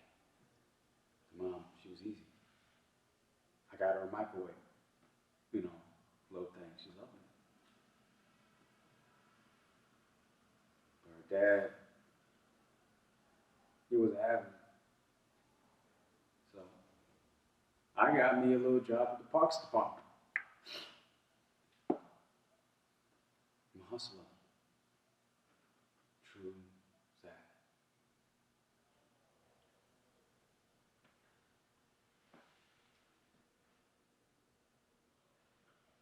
Mr. Lopez, I'm sorry to say that your story isn't much different than most of the men in here. And believe me when I say I'm sorry, but you put yourself in that building, that day, and into that life. Were you thinking about your daughter then? I ain't making no excuses for I was. But look, I'm a man. Back then, I couldn't be sweating no Tucson job and Mickey D's. What? We had a place. It was fat up in St. Nicholas. Julieta, she had her own room, a closet full of clothes, everything she needs. Her mommy too. I was messed up. But yo, I took care of them. Every day, I walked my baby to school and picked her up after too. There's my whole world. For real.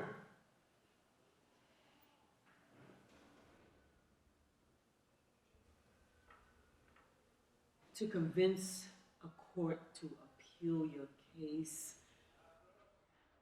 you shouldn't have run. Like I said, Miss Davis, I was scared. You ever been real scared? Yes. Look, I know I screwed up. I lost my woman, my home, but I ain't gonna lose my daughter. And it ain't about $500 jackets, yo. See, the only way I have a chance now is because they all dead. My crew, the guys who killed them. That's why I came back. I got a chance now, you know what I'm saying? To be a father again. Yo, there was never no tomorrow for me. I never thought I was gonna live this long. But Julieta, she's full of dreams. And she needs me. Now, don't you see? Can you help me, Miss Davis? Help me, please.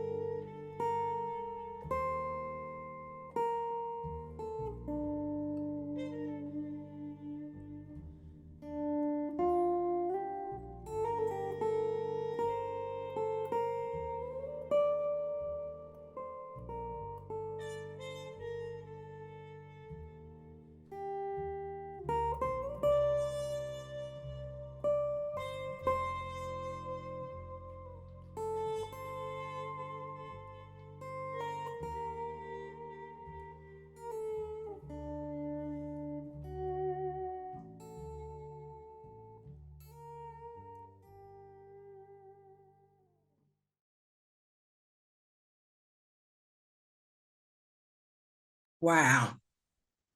This was really thought-provoking. And it just see another side of a person in the criminal justice system. And I'd like to welcome Roberta Pizell, the writing director. Another side of a person. Hello. Hey. Hey.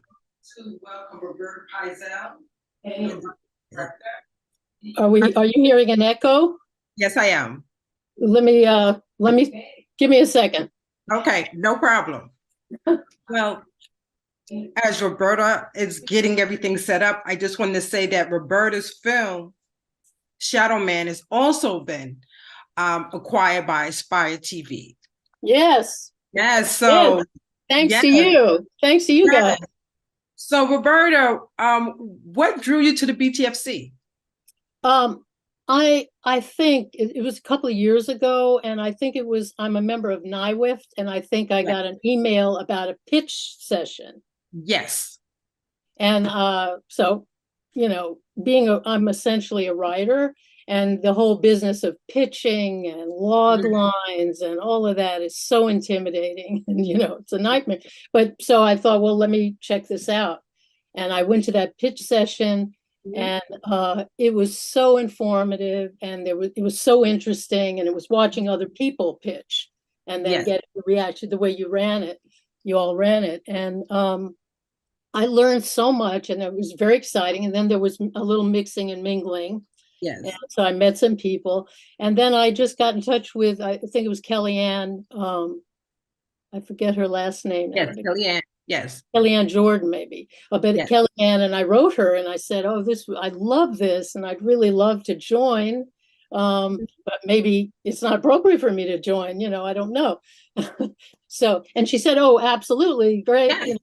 So I joined, and since then I've gone to some different webinars you've had, and speaker downloads and stuff. And I learned so much every time. It's always interesting, and I feel a very welcoming and energized atmosphere. I think listening today to people talk about how you work, you have an attitude of community and grassroots energy, and I love that.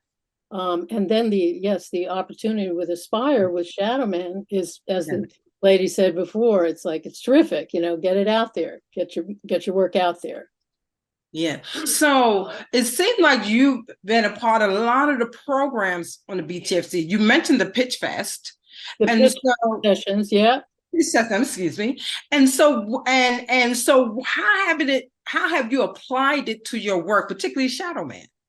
Well, totally learning how, the whole thing, when you're creating, it's one thing, but trying to sell your work has just got to be, at least for me, and I think for a lot of people who write or who do, it's so hard. It's so hard to think that way, and you don't know where to begin, and then you think you've got something good, and you really need the feedback like you get in those pitch sessions, where you get other people and people who are producers also, telling you that, well, that sounds great, but that isn't what a producer needs to hear.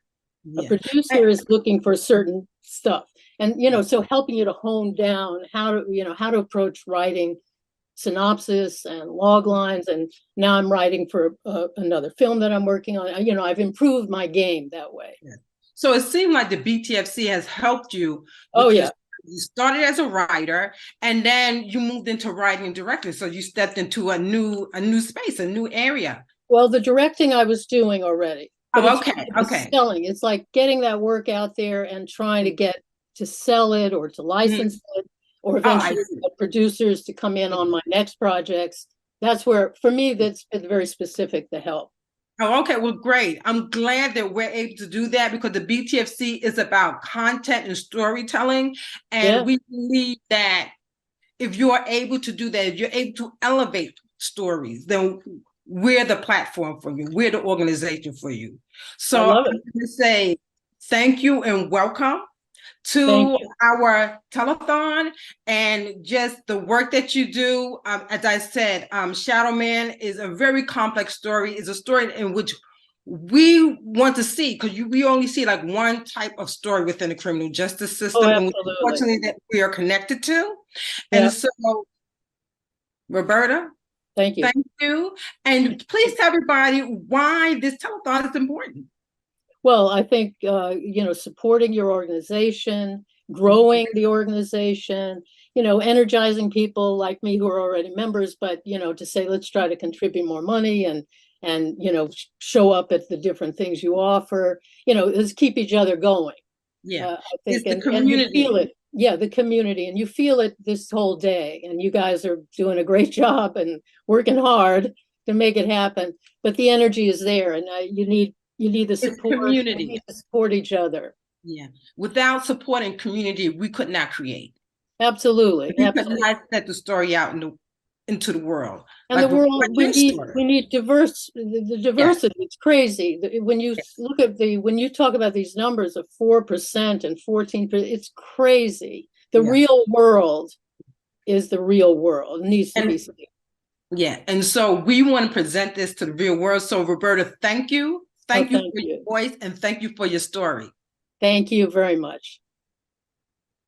So as I would say to everybody, that help us grow our community, support the BTFC, donate, be a part of it, be on the ground in which, become the foundation in which we can tell our story throughout the world.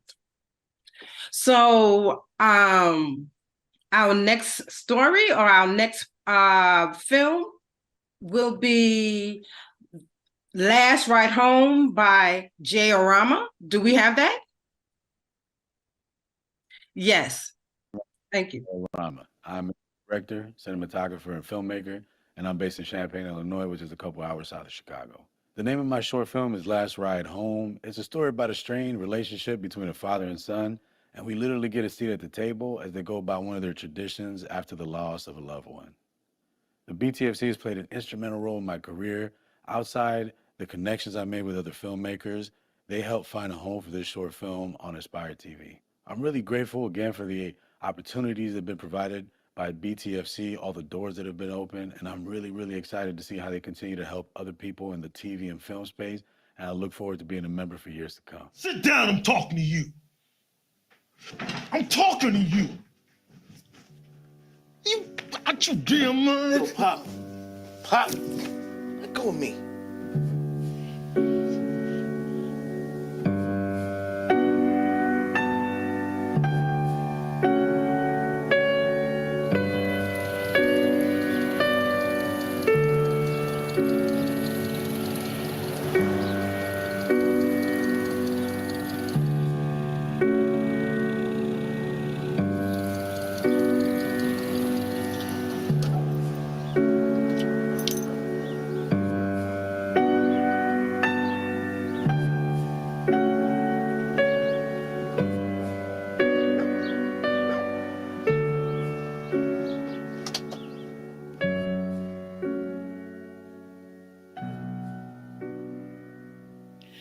Dear God, we thank you for this meal and ask that you bless it for us.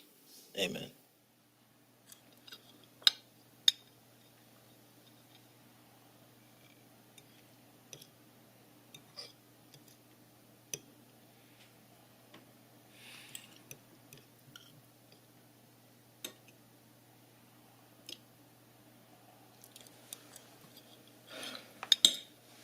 You're late.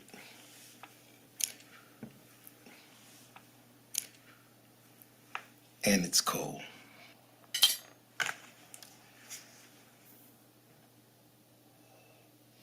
You want me to warm that up for you? You messed that up too.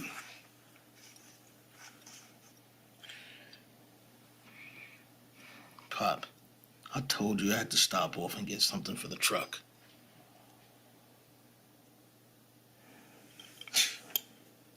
Did you clean it? Every Sunday I gotta take a ride in your dirty ass truck. Getting my khakis stained because you never cleaned it. How was your week, Pop? How about that? My week was my week. Why do you care?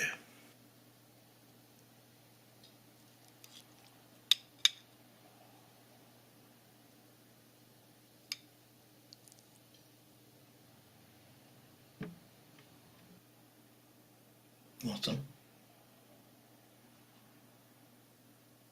Beer's for weak and foolish men.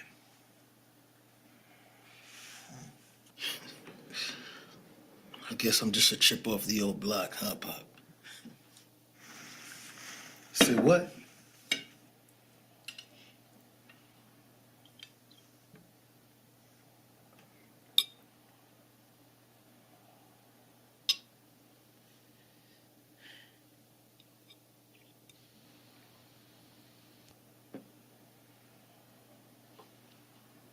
See, you finally cut those rose bushes out there.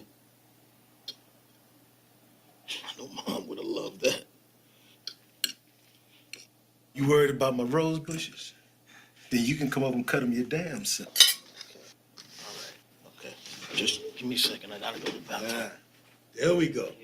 Run off. That's what you do.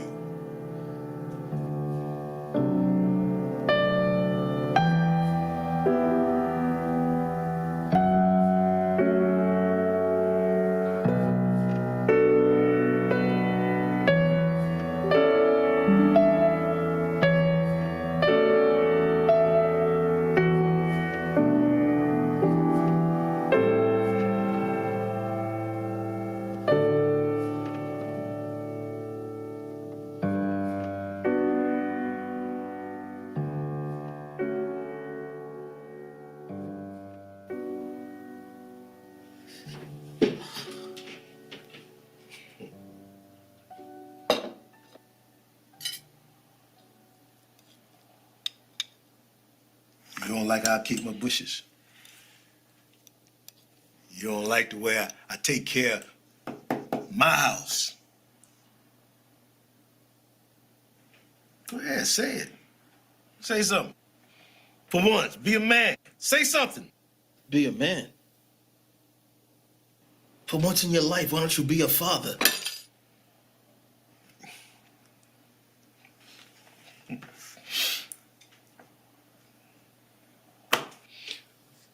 Why we doing this?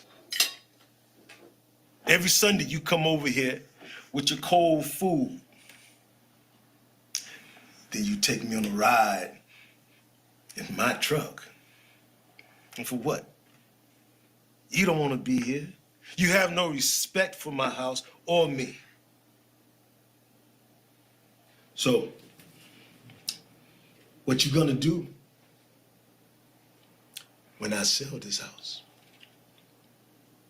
Yeah. Sell this house? Yeah, that's what I wanted to talk. This is Mom's house.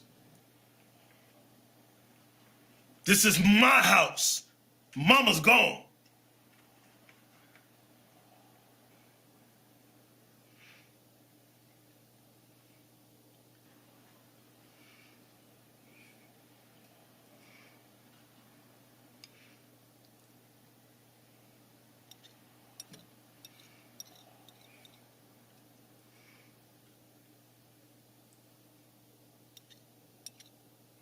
I know Mom's gone, but sometimes I wish it was you. You ain't selling shit. Sit down, I'm talking to you. I'm talking to you.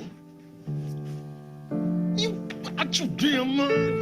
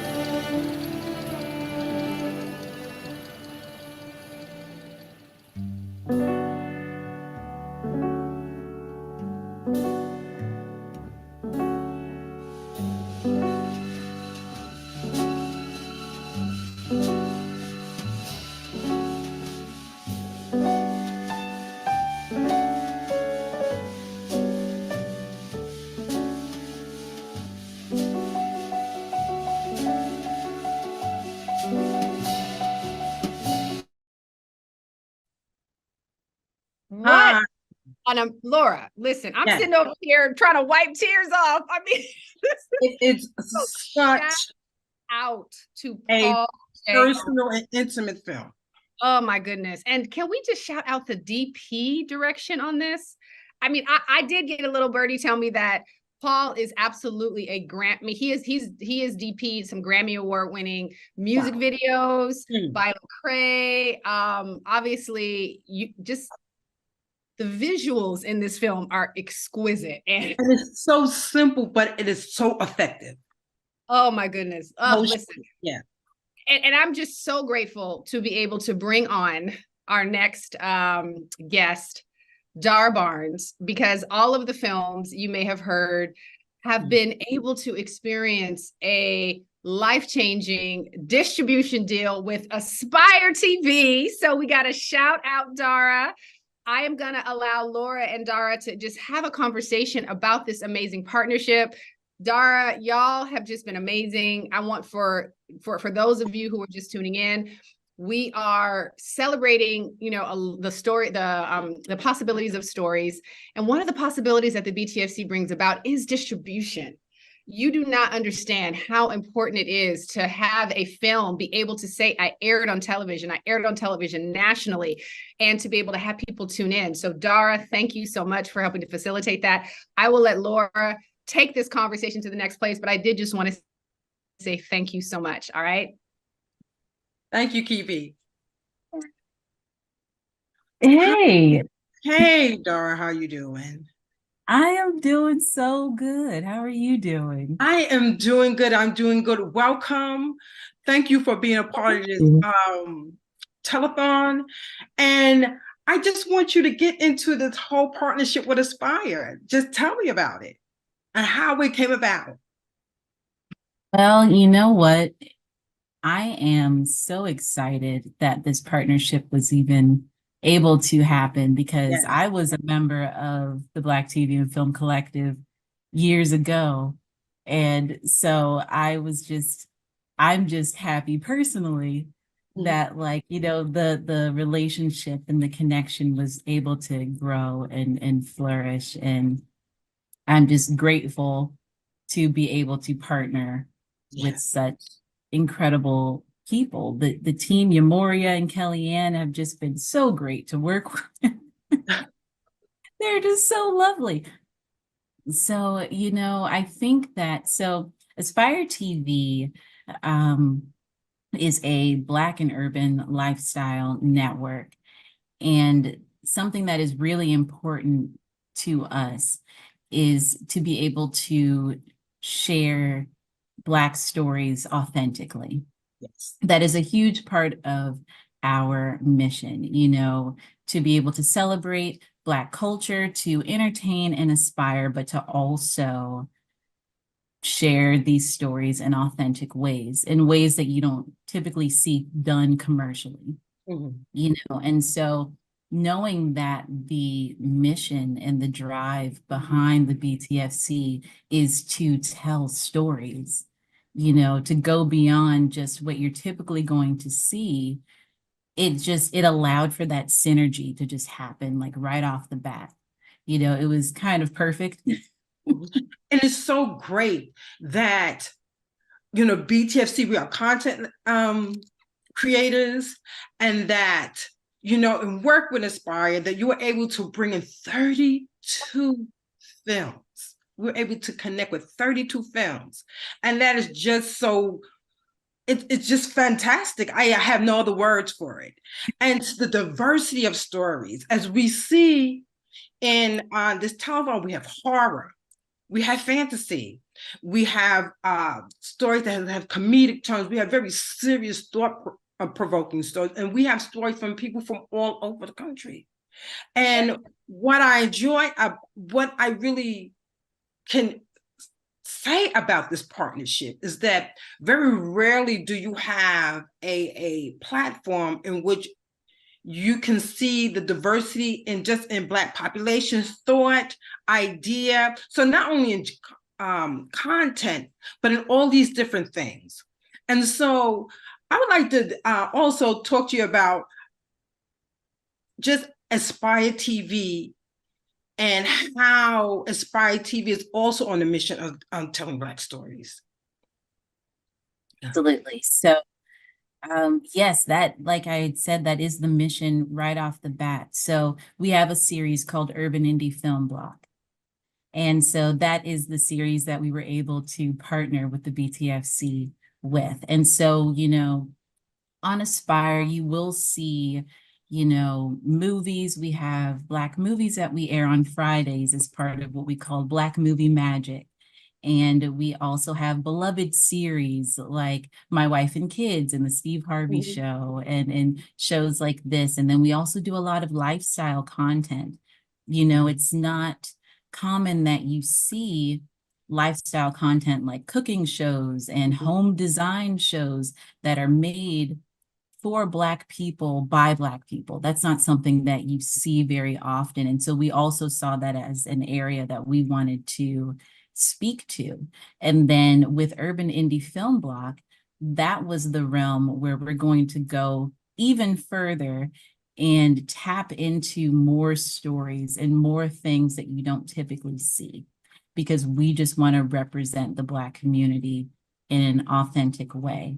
And so Urban Indie Film Block sets the stage for short independent films to go forth with those stories. And you speak on authenticity, and the audience for Aspire and the audience for BTFC, we want authenticity in our stories. We're looking for it. And can you tell me, in the sense of authenticity in the BTFC, how you see how we tell authentic stories and how it inspires and aspires your audience member on your streaming platform? Yes, it's the diversity of stories. So there are, as you had mentioned, there are so many different genres, you know, that there's the drama, there's comedy, and then there's sci-fi and there's fantasy, you know, so it's like giving the BTFC allows for that freedom and encourages that freedom within the filmmakers and the collective to just like think up, you know, like, what story do you have? We want to see it. And then gives that freedom for them to create all kinds of stories, diverse stories, and not just, you know, not just dramas, not just what you typically see in Black households or within Black life, but to even go beyond that and tap into, you know, experiences that are unique, but at the same time, something that everybody can kind of connect to, but it's just not seen commercially, you know, and something that's important for Aspire, sort of our motto is see yourself here. So we want to showcase work where so many different people across the diaspora can see a story and resonate with something that they see, you know, even something that's like this fantastical idea that full of whimsy. It's like, you know what, I had a dream like that once. I didn't realize that other Black people created things like that or imagined stories like that. And I think it's important that we can have whimsy, that we can have whimsical things, and not everything has to be serious, that things can be fun and light, as we saw in Wonders earlier, but things can be just as serious and as emotionally as involved as Last Ride Home, this film that we just saw. And the fact that we're able to partner with you as an Aspire TV to make sure that these stories are told. And one of the things I find interesting is that you went from BTFC, working at BTFC, to working in Aspire. So one of the things I do want to say is that even though as we are content creators, we're also working on other platforms to make sure that our content is shown. And so one of the things I want to ask you, Doris, why do you think people should support the BTFC? I think that people should support the BTFC because these are stories that need to be told. Someone had mentioned earlier how data shows that yes, there is Black representation in film and television, but there is a huge percentage of people that are still wanting to see authenticity, wanting to be able to see their story represented. And this is the work that the BTFC is doing. For me personally, my faith is very important to me, and I do believe that people are called to be storytellers. There are people who are called to be creators, but walking out a calling isn't always easy. And so we need community, we need support to be able to go forth in those callings. So let's keep doing this. Everyone support the BTFC. They're doing incredible work. You guys are just an amazing group of people. And I do want to say that thank you, Dara. And it's very important that individually we have a calling to tell a story. And as a collective, the BTFC has a calling to serve stories and to tell it for everybody who wants to see it, because the world wants to see our stories and the world wants to see themselves in our film. So again, thank you, Dara. Thank you, Aspire TV. It's a great talk and good to see you. Good to see you too. Thank you for having me. Take care. Oh my goodness. First of all, I just adore Laura's New York accent. Like, you know, I have to bring it because the BTFC, you know, our roots are in New York. I always like to say we got the grit of New York and the shine of LA. It's the best of both worlds. So thank you so much, Laura. Thank you. Thank you, Kiki. Okay. So listen, you all, I have to say some more thank yous. I got to shout out some more people. Y'all are getting us so close. So I want to shout out Candy. First of all, thank you for your donation. I want to shout out Jenny. Thank you for your donation. I know y'all are a team. I want to shout out Jenny too, because she was a consultant that we brought in this summer to help us rejigger, rethink, reflect on the organization and where we're going. She facilitated our board retreat this summer. She's also giving us money. So I want to shout you out. Thank you so much, Jenny and Candy, this powerhouse couple. I want to shout out Felicia. I want to shout out Bill.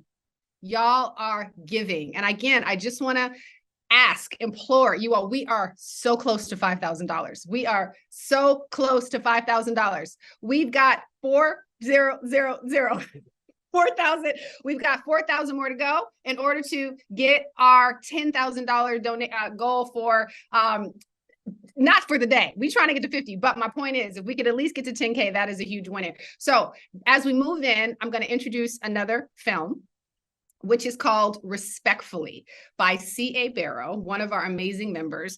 He was also a participant in our Producers Fellowship, which is a marquee fellowship that we kicked off. After the film, I'm going to welcome on Okima Timor, another board member, to be in conversation with him. But please, while you're watching, pick up your phone, give. We are so close, and we want to hit that $5,000 mark, all right? So enjoy Respectfully.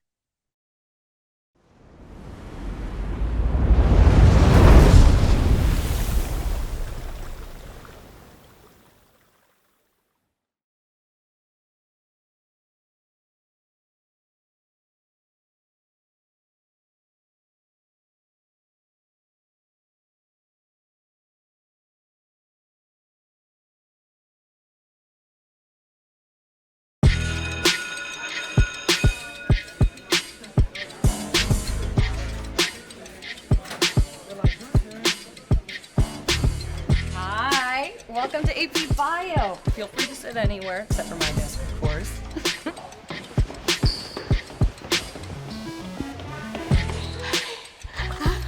I gotta go.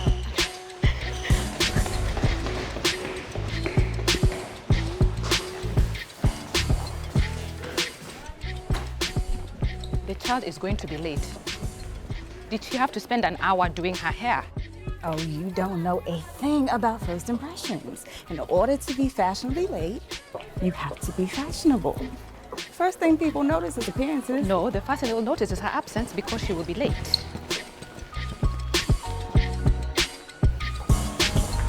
Sorry. Hello there. Hi, Mr. Douglas.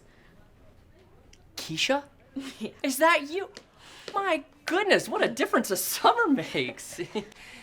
Your hair. Yeah, I wanted to try something new. But it was so nice before. And I'm pretty sure there is a school policy against scruffy hairstyles as well. Sorry, I gotta go to bio. Okay, I'll double check that handbook. Don't want you getting in trouble. Whoa there, Mr. Clumsy Pants.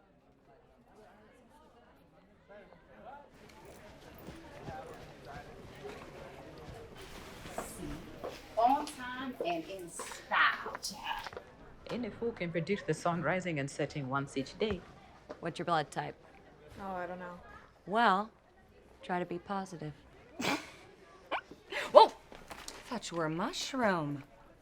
Well, I'm just saying you look like a fun guy. Hello, dear. Can I help you? Is this the right room? 219? Sure is. It's okay. You don't have to be embarrassed. What class are you looking for? Good morning. I'm here for biology. Oh, little mix-up. This is AP Bio. Regular Bio's down the hall, 228. Yeah, good thing I'm in the right place. My nose would have been tired going back there to come all the way back. You know, because noses run and feet smell. What's your name, dear? I thought you said appearance was the first thing they noticed. And if that ain't exactly what is happening here. Is something wrong, miss? Not at all. Well, I just need your name and your schedule. Just tell her your name and go inside. We don't want no trouble. You are a descendant of Mama Afua of the Ashanti peoples. You have warrior's blood running through your veins. Wild out and throw the hands. Everything okay, Miss Wheatley? Well, I'm just trying to help this student so that I can start my class, but she's being very uncooperative. No, she is not. No, I'm not. I'm just trying to get into class. If you'd move out the way. But you're blocking the door, miss. Oh, you must be looking for regular bio. That's down the hall, 228. This is class. Now. There's no need to be aggressive. It seems your attitude also changed over the summer. Yeah, name and schedule, or you can go to the principal's. My name. We're here. What do you need?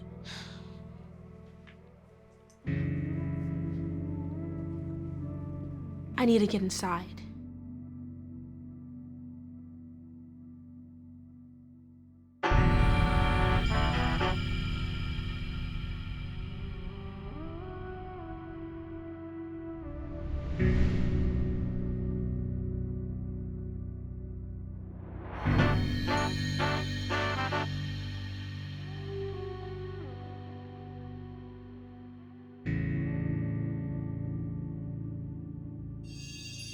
These dang floors. Young lady, go to the principal's office this instant.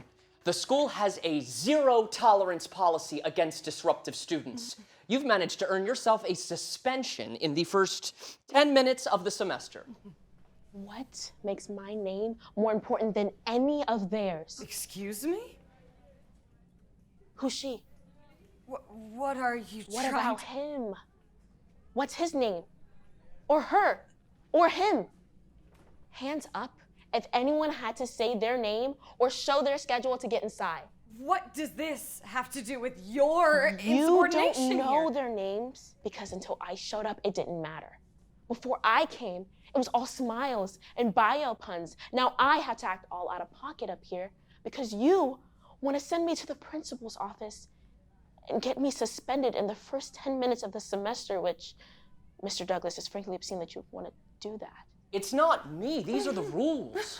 Right. The ones that govern my scruffy hair and silly tendency not to agree with things I think unfair. I don't think that's I was really just fair trying for to you. But despite this, I will go to the principal right now and take my suspension. I'll go home and eat gummies and ice cream instead of being here, hoping that this class improves the appeal of my college application. I'll happily binge watch the Chappelle Show instead of being here prepping for my career as a biophysicist.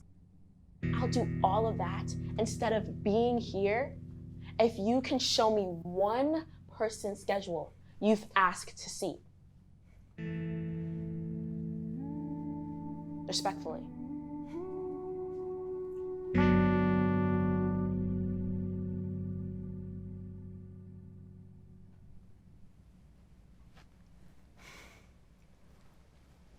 Mr. Douglas, thank you for your assistance here, but I think we're okay here. Oh, of course. Have a good lesson. Please take your seat, dear, so I can call roll.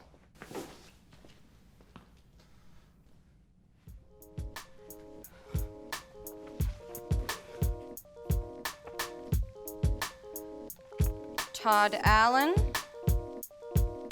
Jessica Adams. I think this one is the best of us. Yeah, she does give me more hope than I've had in a long time. It was amazing when she welded out. That came from me. I almost spit out my breakfast. Respectfully. If that ain't me, that little spitfire. Keisha Watkins. Here. Still.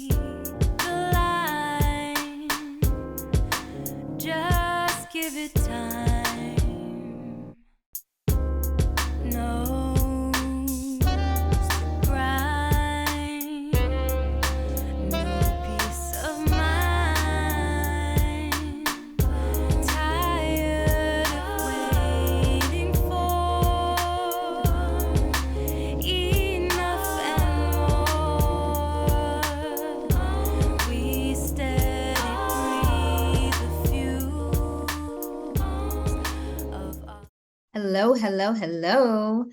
First of all, oh my goodness, I'm so in love with that film. I'm so proud of this gentleman right here, Mr. CA. Can we bring him on?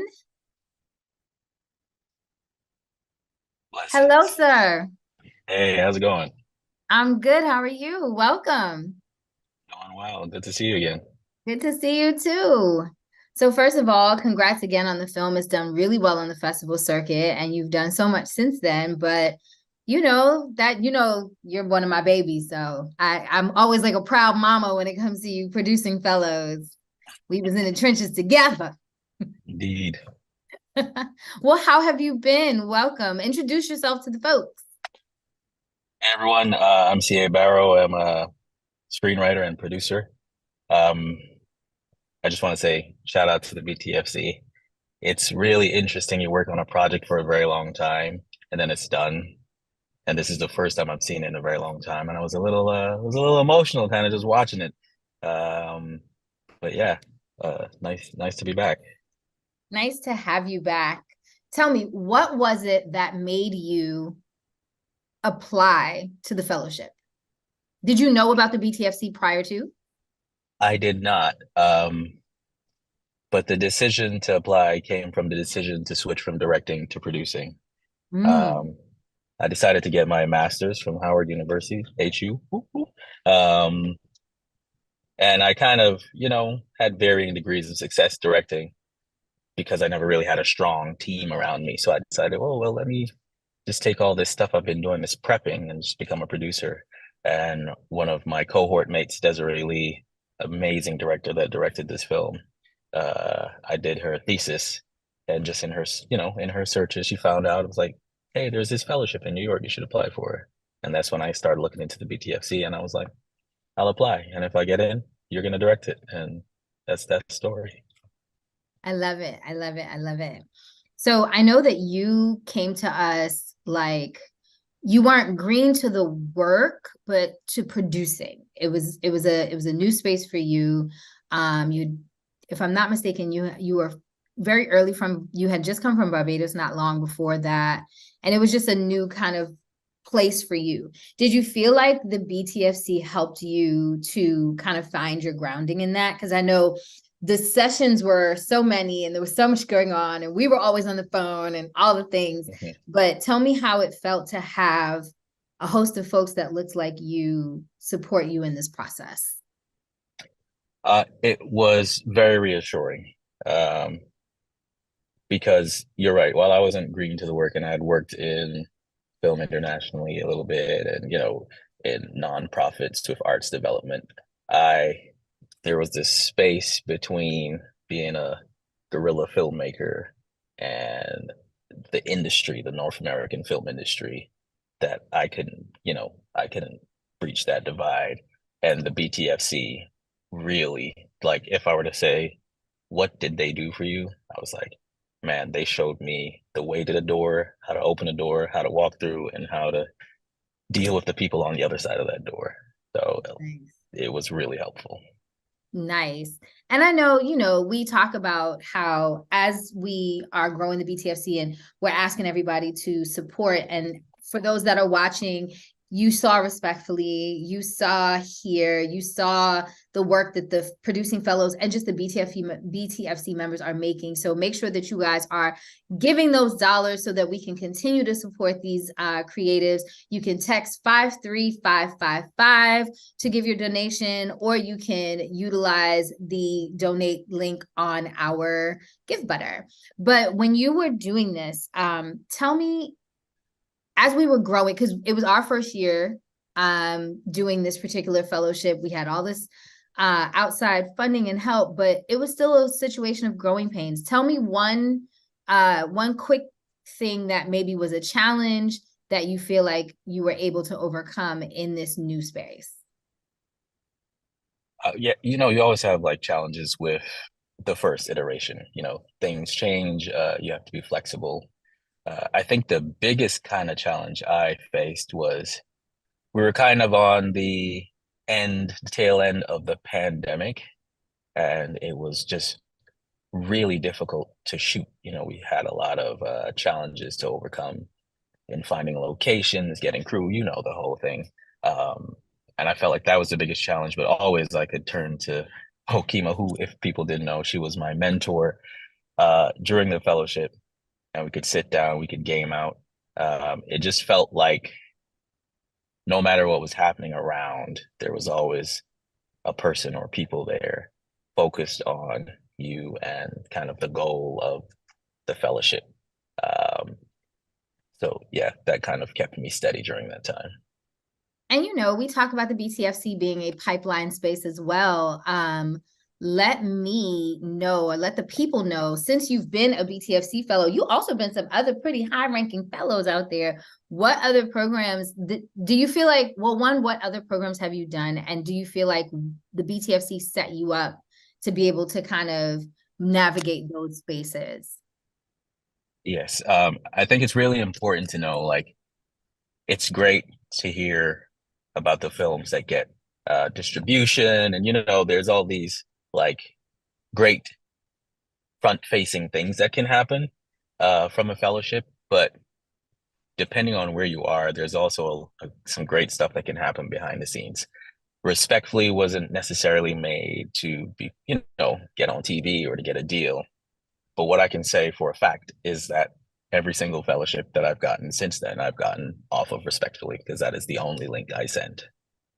So I was selected to Project Involve, which is Film Independence kind of marquee fellowship. It's probably the biggest thing under Sundance for short films. I was a producing fellow there. I sent them the film, and as a producer, you had to send a budget. And I sent our budget that we worked on. You remember making that budget? Okay. Yeah. And it was not. Their first question was like, "Why do you need this fellowship?" And I had to be like, "I'm Black." I definitely need this fellowship because while it while it may seem like, oh, I'm so ready, there's always tools you need. There's always support that we need as a community.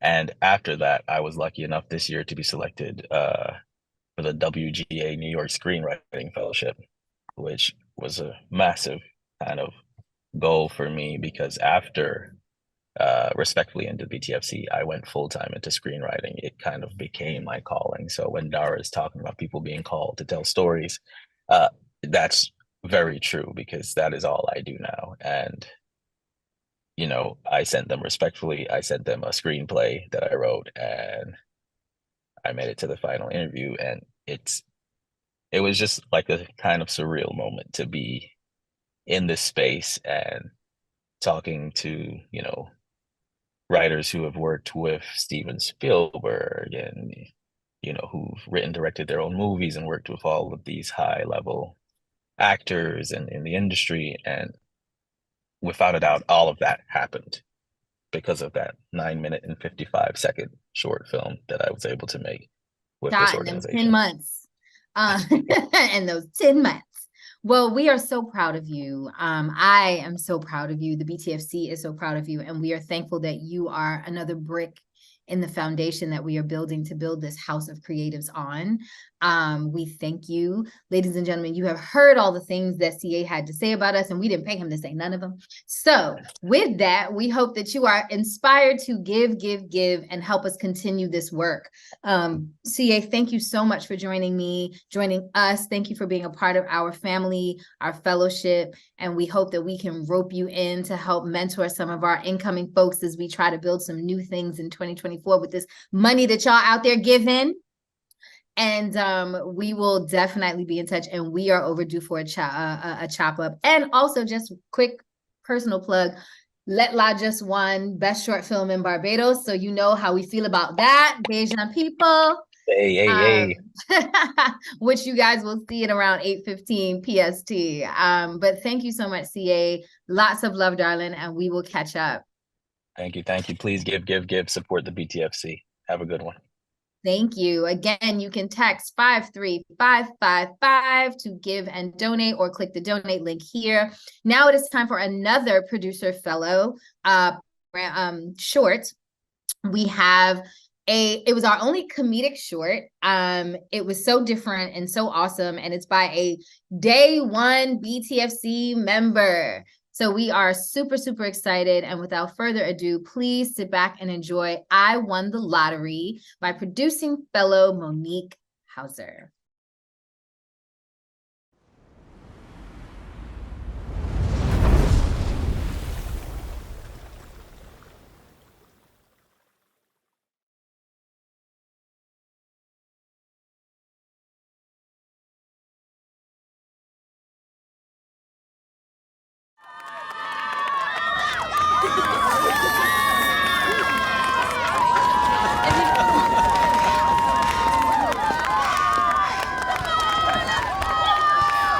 Okay, folks, this might be your last shot.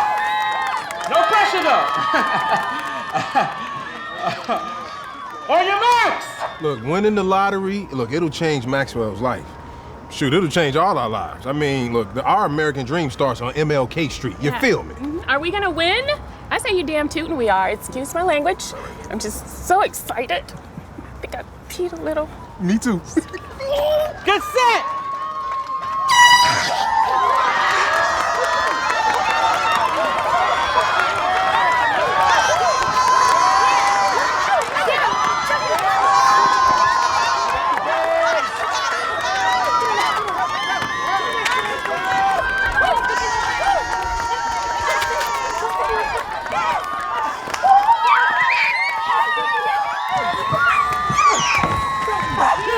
Hey, one bitches!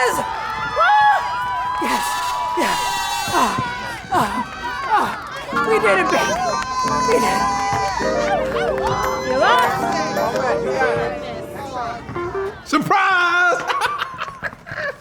I told y'all we had got a ticket. They didn't get it on camera though.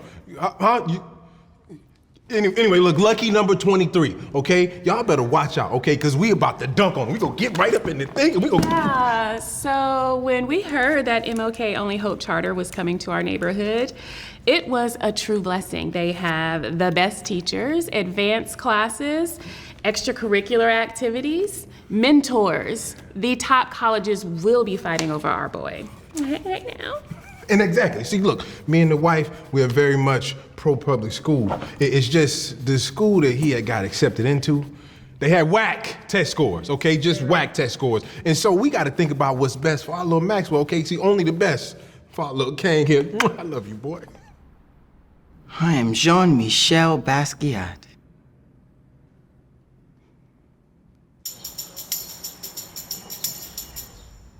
You the next Jeffrey Canada.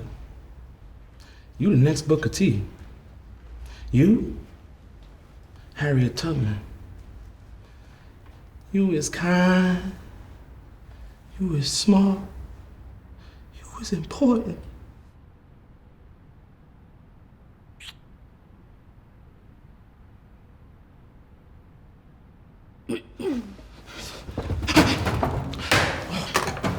Sorry, I just...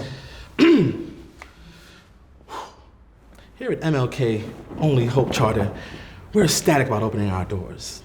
We aim to provide our community with top-notch education from K to 12 and pride ourselves on giving the kids an environment in which they can flourish. After the Black National Anthem, we teach them our school motto. The board came up with it.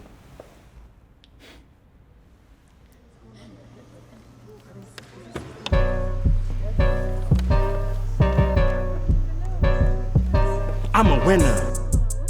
Only Hope Charter. Yeah. Is the best ever. Yeah. Acting smart, cause I am. Cause he is. Cause I am. Cause he is. What's happening? Only Hope Charter. Yeah. Yeah, so the motto, I need to twerk it. I mean, tweak it. You can edit that, right?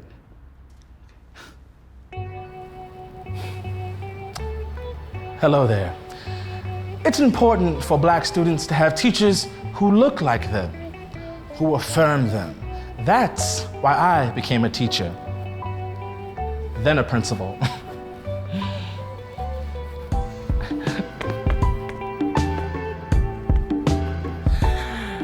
As you can see, we have doors here that open and close. And we have textbooks here, one per student. And they're current-ish. Do y'all teach the real history? Well, actually, we have a dedicated section to African-American chattel slavery. A section? What does that mean? Oh, at least a page. Did you say a page? No child is left behind here. No child is left behind here.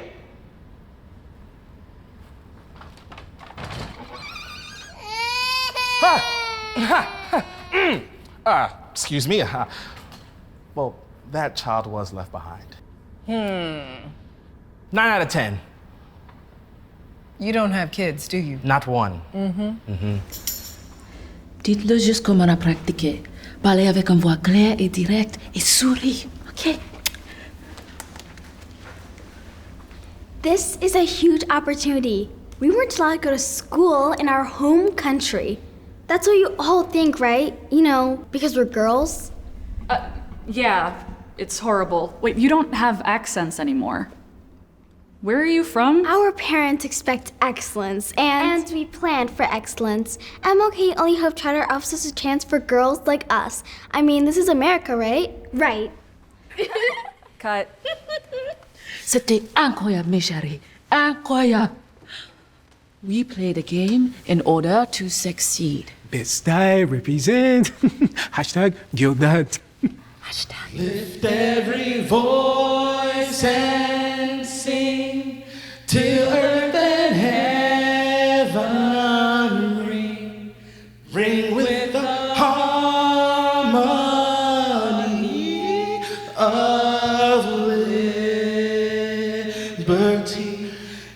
Let our rejoicings rise high as the listening skies. Let us march on till victory is won. Sing a song full of the faith that the dark past. We don't normally do the second Yeah, verse. we don't have to do that. Thank you. Good job. That was great. You really good. We moved here last year to be closer to Granny. Back home in Georgia, I was in private school, but Mom can't afford that here. My current school sucks. My teachers call me Moesha the entire school year. My name is Misha. Me-sha. Do I look like Brandy? Look, my baby's going to be president, and this school is just a stepping stone. And I get to decide if it's good enough for her, not the other way around. But I'm here just in case we do win. Options are good. And number 23, baby. Number 23. Oh, a good school. Oh, I wish I had an education.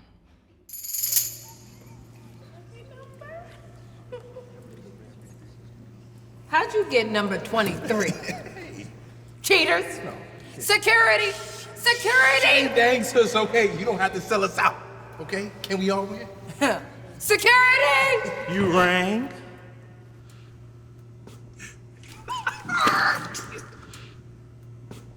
Get out. You don't. Number 20. Right now! Brother, come on, brother. Let's just talk about this for a minute. So, you all right, son? Because see, sometimes, let me just. Okay, yes, we may have Milli Vanilli this thing a little bit. Okay, but we're parents. Okay, what else are we supposed to do? I mean, this system, the system is what's rigged. You know, it wasn't set up for all of us. You know what I mean? But on a positive note, there are a lot of fabulous people who went to public school, like Oprah, Tyler, Warren Buffett, Morgan Freeman. Barack, Michelle. Yeah, they did. Wait, do you know them? Like, know them? Come on, baby, let's move up. Less to walk when we win.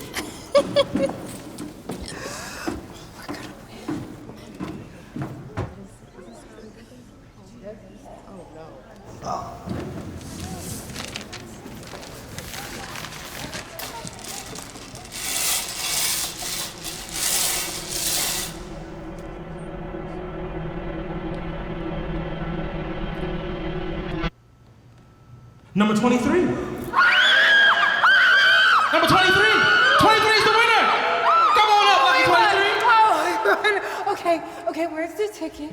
Where's the ticket? Where's the lotto ticket? You... Hold tight, folks. It seems we have an unclaimed proclamation of victory. Check the tapes. We're good. Just check the tapes. No, ma'am. We need a physical ticket. Rules.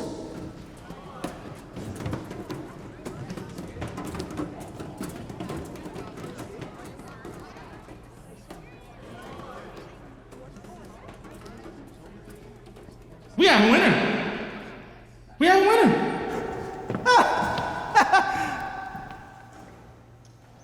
Well, hey, I mean, to be fair, my kids live in this neighborhood too. No? Okay. Bobby, meet me at home. Daddy loves you.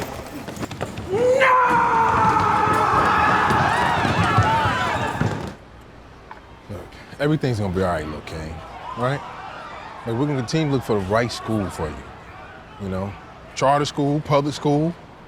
We can't stop and we won't stop. You know? Wow, Nancy, that's really good. Whoa. My son, it's like, whoa. I call it the Great Black Hope. I'm gonna call Oprah and Tyler tomorrow. Let everybody know about my son. The whole world needs to know about this.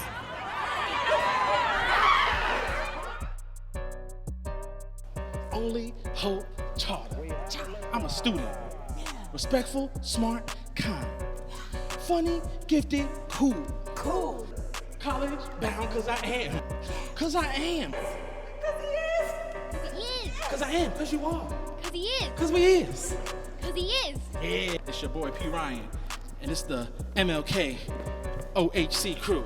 And you know what we came to do. When I say ML, you say K. ML. ML. Malcolm X. When I say only hope, you say charter. Only hope. Charter. Only hope. Charter. When I say black, you scream excellence. Black. Excellence. Black. Excellence. Yeah, you know what time it is. Class dismissed.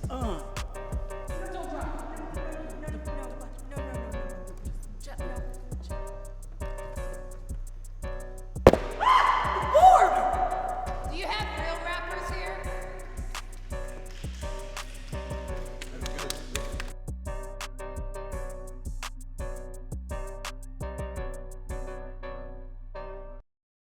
Hey guys, well, that was I Won the Lottery, our sole comedic film from the 2021 BTFC Producers Fellowship.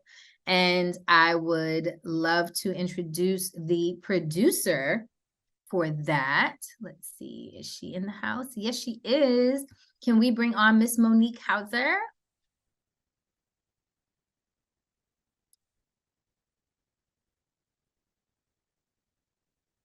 While we're waiting for Monique to come up, I just want to encourage everybody to remember, please share our link with your friends and family, with your colleagues. Please encourage everyone to give.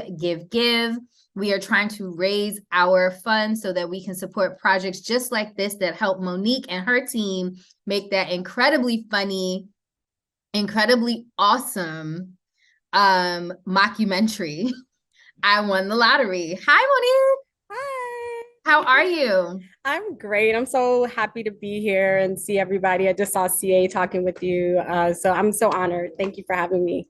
No, thank you for helping out and coming through for us. Of course. So for those that may not know, Monique is an OG BTFC member. Yes. She did not just get here. Unlike some of our amazing fellows, she didn't just hear about the BTFC when we had the program. Monique has been around since the top of the thing. So as someone who's been here for so long, I mean, I think we were probably around the same time, right? I mean, like 2014, something like that, 2014, 2015? Somewhere around there, yeah. Like in the meetup group time, in the meetup era. Yeah, somewhere around there. Absolutely. So tell me, as someone who's been here for so long and done so many awesome things with the BTFC, including your award-winning film, tell me how you have seen the BTFC both evolve and help you evolve. Oh, wow. Yeah, BTFC every year is like just leveling up. I'm like, I want to be like BTFC. I feel like what I've noticed is like even this fellowship, like I think that had been something that Haria and y'all have been thinking about, and to see it come to fruition, I think was amazing. And to be a part of it was, you know, a dream. I used to go to the meetups. I loved meeting other creatives and linking up and then working on projects together. So I feel like over the years, I just saw how the meetups got bigger and bigger and how BTFC was doing more and more in the community. So yeah, you could visually see the difference each year. Nice. And then when you came aboard, when you got accepted to the fellowship, we were so excited that first year because we didn't know, you know, we were like, if we get like 50 applications, we're good. We got 300. And you, my love, were one of the 6 chosen out of that 300. When you got into the fellowship and started the process, did you feel supported? Did you feel excited? Like, how did you feel about the process? And how did you feel about the BTFC's support system for this process? Because it was our first time too. Like we were all out here figuring it out together. But how did that work? How did that feel for you? Yeah, so I feel like it was, like you said, it was new for everybody. I definitely felt like y'all supported us. I feel like our cohort, the 6 fellows, plus you, plus the screenwriting mentors, Letitia and Mercedes, Haria, like all of y'all made sure we had what we needed, and we also leaned on each other. It was a it definitely was a transformative experience. I feel like I know I learned a lot. I feel like the rest of us learned a lot. So I feel like it's definitely one of those stepping stone experiences for me that I tell people about. I'm like, you need to look into the BTFC. I feel like I'm always telling people about the BTFC because y'all really had our back. And I feel like just the opportunity was, like I said, transformative. So yeah, hats off to the BTFC. Thank you. And so, congrats to you and your cohort. You guys did amazing work. You chose comedy. Why comedy? Because yours was very different from like everybody else's pretty much was like trauma. And the subject was, for those that aren't aware, the fellows got a prompt, which that year was education, and they could come at it from any way that they wanted. It was their imagination. Why comedy? Yeah, that's a good question. So initially, our amazing director, Jen Shaw, Jen and I co-wrote I Won the Lottery, and Jen directed it. And initially when we were brainstorming, a lot of the ideas I had were drama.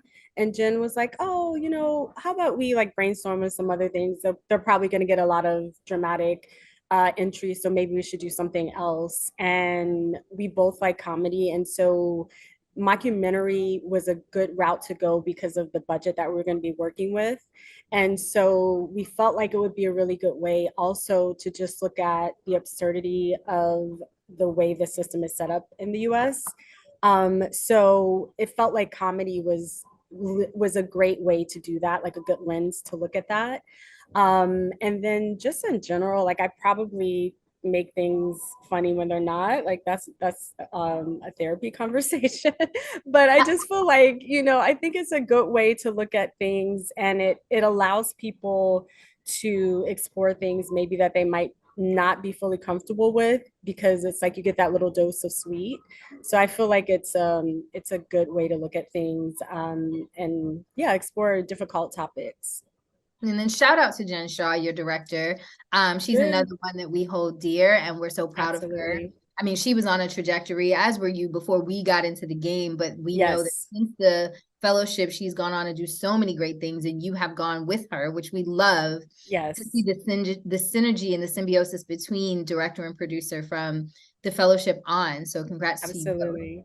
Thank you. I think the last thing I want to ask you is, what would you tell a creative out there a Black creative out there that is looking for community, direction, support? What would you tell them to get them to come and check out the BTFC? Yeah, so I would tell them to come check out the BTFC. I would just tell them directly because I already do that. And I would say, like, I remember when I was first starting, I also went to Howard, so shout out to HU. I heard CA say that. But when I moved back to New York and I was looking for community, BTFC came up. And so once I actually joined, it was one of those things that I realized I had put on like a vision board where I was like, I need my tribe. And you do need your tribe. Like, film is not a medium where you can do it alone. And so I think, come out to the events, do the online workshops that you can, because it really does help you figure out where your space is and who your people are. So I would say definitely try it out. Like, just do it. Well, thank you so much, Monique. We are so proud of you. We are so happy that you've ridden out with the BTFC for almost a decade. You've been with us since the very beginning, and it's a beautiful and personal thing for me, because we all were kind of figuring it out early in the game together, and like we didn't really know each other, and then we all came together, and now it's like we will fight the world for each other. Absolutely. And so, I'm so blessed and so honored to have been a mentor for you and to be able to be of service to you through the BTFC and just in general. And thank you for supporting us and consistently getting people to come and buy into our community and who we are and what we do, because we really do mean it when we say we are here to help you however we can make your work. And so that is why you guys, your donations and your giving is to support these creatives and yourself. The ideas that you have are just as important as the ideas that all of the people that work with us are. And so your donations help set the stage for what you want to do with the BTFC later. So thank you so much, Monique. I'm going to bring Kibi up to give us a donation update. Because they've been out here giving. Girl, listen. Okay, we had to bring, we hit our first milestone, $5,000. Go ahead. Go ahead. Oh, first of all, so again, Okima, first of all, thank you for that amazing conversation with Monique. Her film is absolutely amazing, and I know you had a lot to do with that. Okima is one of our board members, been here from the beginning, and I just want to say thank you. I also have to shout out the people who gave dollars. Y'all making this dollar holla, all right? So, Ife, thank you so much for your donation. Fia, Folake, William, and Joyce. Avril, this is one of our board members. Avril, yes, thank you for putting your dollars where your heart is. Patrick and Janice, Leslie, thank you. Thank you, thank you, thank you. We have hit a milestone, y'all. Listen, our board is matching 25K. So for every dollar you give, it is doubled. They gonna match it up to 25K. We are at 5 and it's not even 3 o'clock, right? I mean, we still getting started. We got how many more hours? I think 6 more hours to go. So I just want to say thank you, thank you, thank you.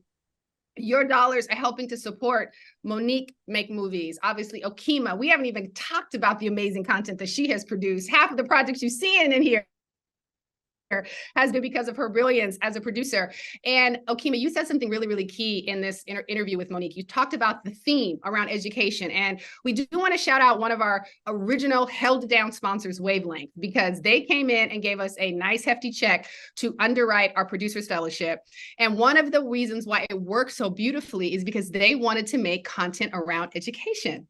And they came to us and said, hey, you guys have all these amazing content creators. We want to make some amazing content around this theme that we care about. Let's come together. So if there's any corporation out there, any potential funder, anybody out there who has content that you want to make, come make it with us. We've got amazing people who need to make credits, who are looking to build their just their resumes more holistically. Obviously, it's a great way for us to learn. So this is the way we partner with you all. You can see the impact of your dollars, right? So if you have it, Kibi, don't forget to tell them that if Wavelength's idea was education, we are still building for 2024. So if you have a specific theme or ideology that you want to see content made to support, as long as we know that, it's the, but we are building for 2024.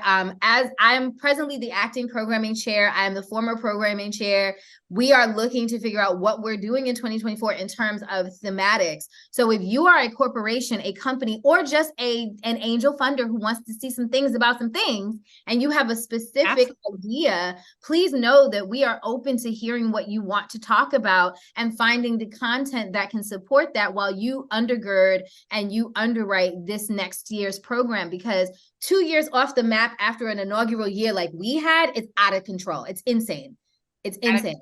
The Producers Fellowship, the fellows have been internationally recognized for these films. They have won awards. You can see one of them you can see Pens and Pencils on HBO. Like it's out there. It's out there. So we want you to be a part of this next set of creativity and winning. Definitely. Listen, and you don't have to take our word for it. We're going to show you our impact video just to really highlight on the screen what the impact of your dollars is. So pay attention. This is the impact of the BTFC, y'all.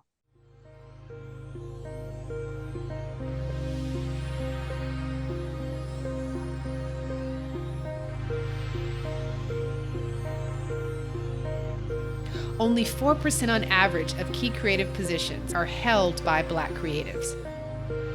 Yet we make up 14% of the population. In a world where storytelling is the heartbeat of culture, a powerful organization is reshaping the narrative.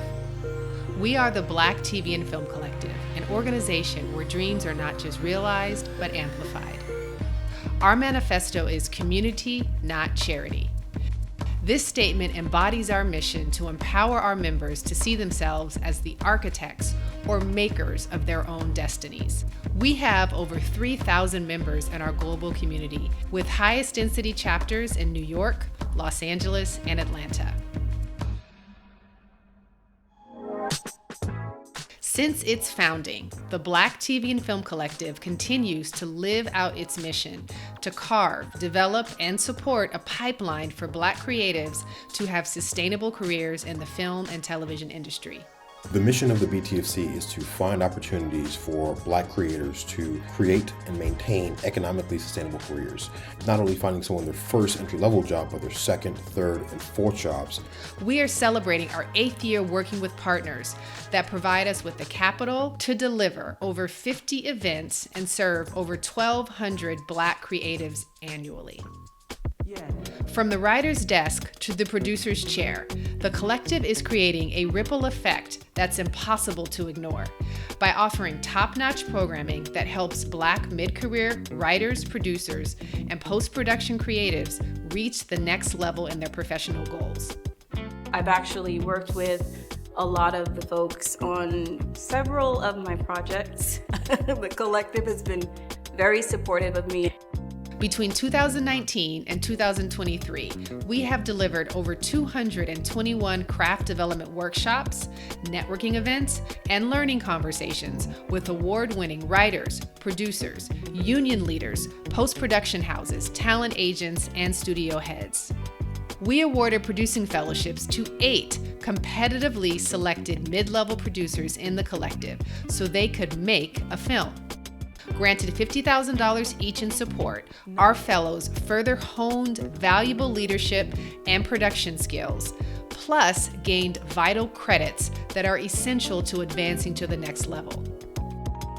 All of their completed film projects screened in premier film festivals across the country and also garnered global award recognition. We are not just breaking barriers, we are shattering them. We're here to help you make your work. That's not all.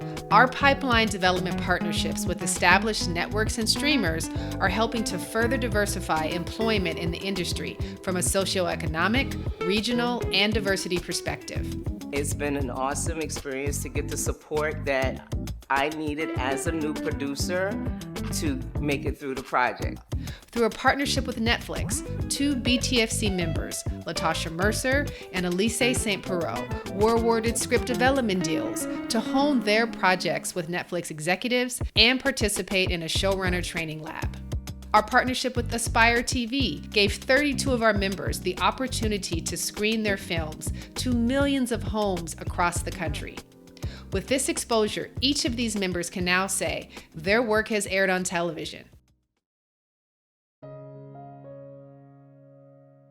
We need this more than ever. We need art and we need media and creative that speaks to the problems that we face on a human level. We can get lulled into a false sense of security thinking that all the battles to fight have already been won. And if you're a Black creative, you know that's simply not the case. Our BTFC Parody Project is setting the tone for keeping the entertainment industry accountable. We believe that Black creatives need to own the data, and we need to control the narrative. And together we can hold corporations accountable so we can achieve parity. We are creating the data set necessary to ensure that we are truly addressing the need and opportunity for additional workforce development within the film and television sectors. The Black TV and Film Collective isn't just a movement, it's a revolution. A revolution to help create more parity in the future of entertainment. We stand as a safe space and supportive community for mid-career Black creatives to level up and make their work. We are working every day to ensure that everyone's story gets a seat at the table. Please join us and be a part of a legacy in the making.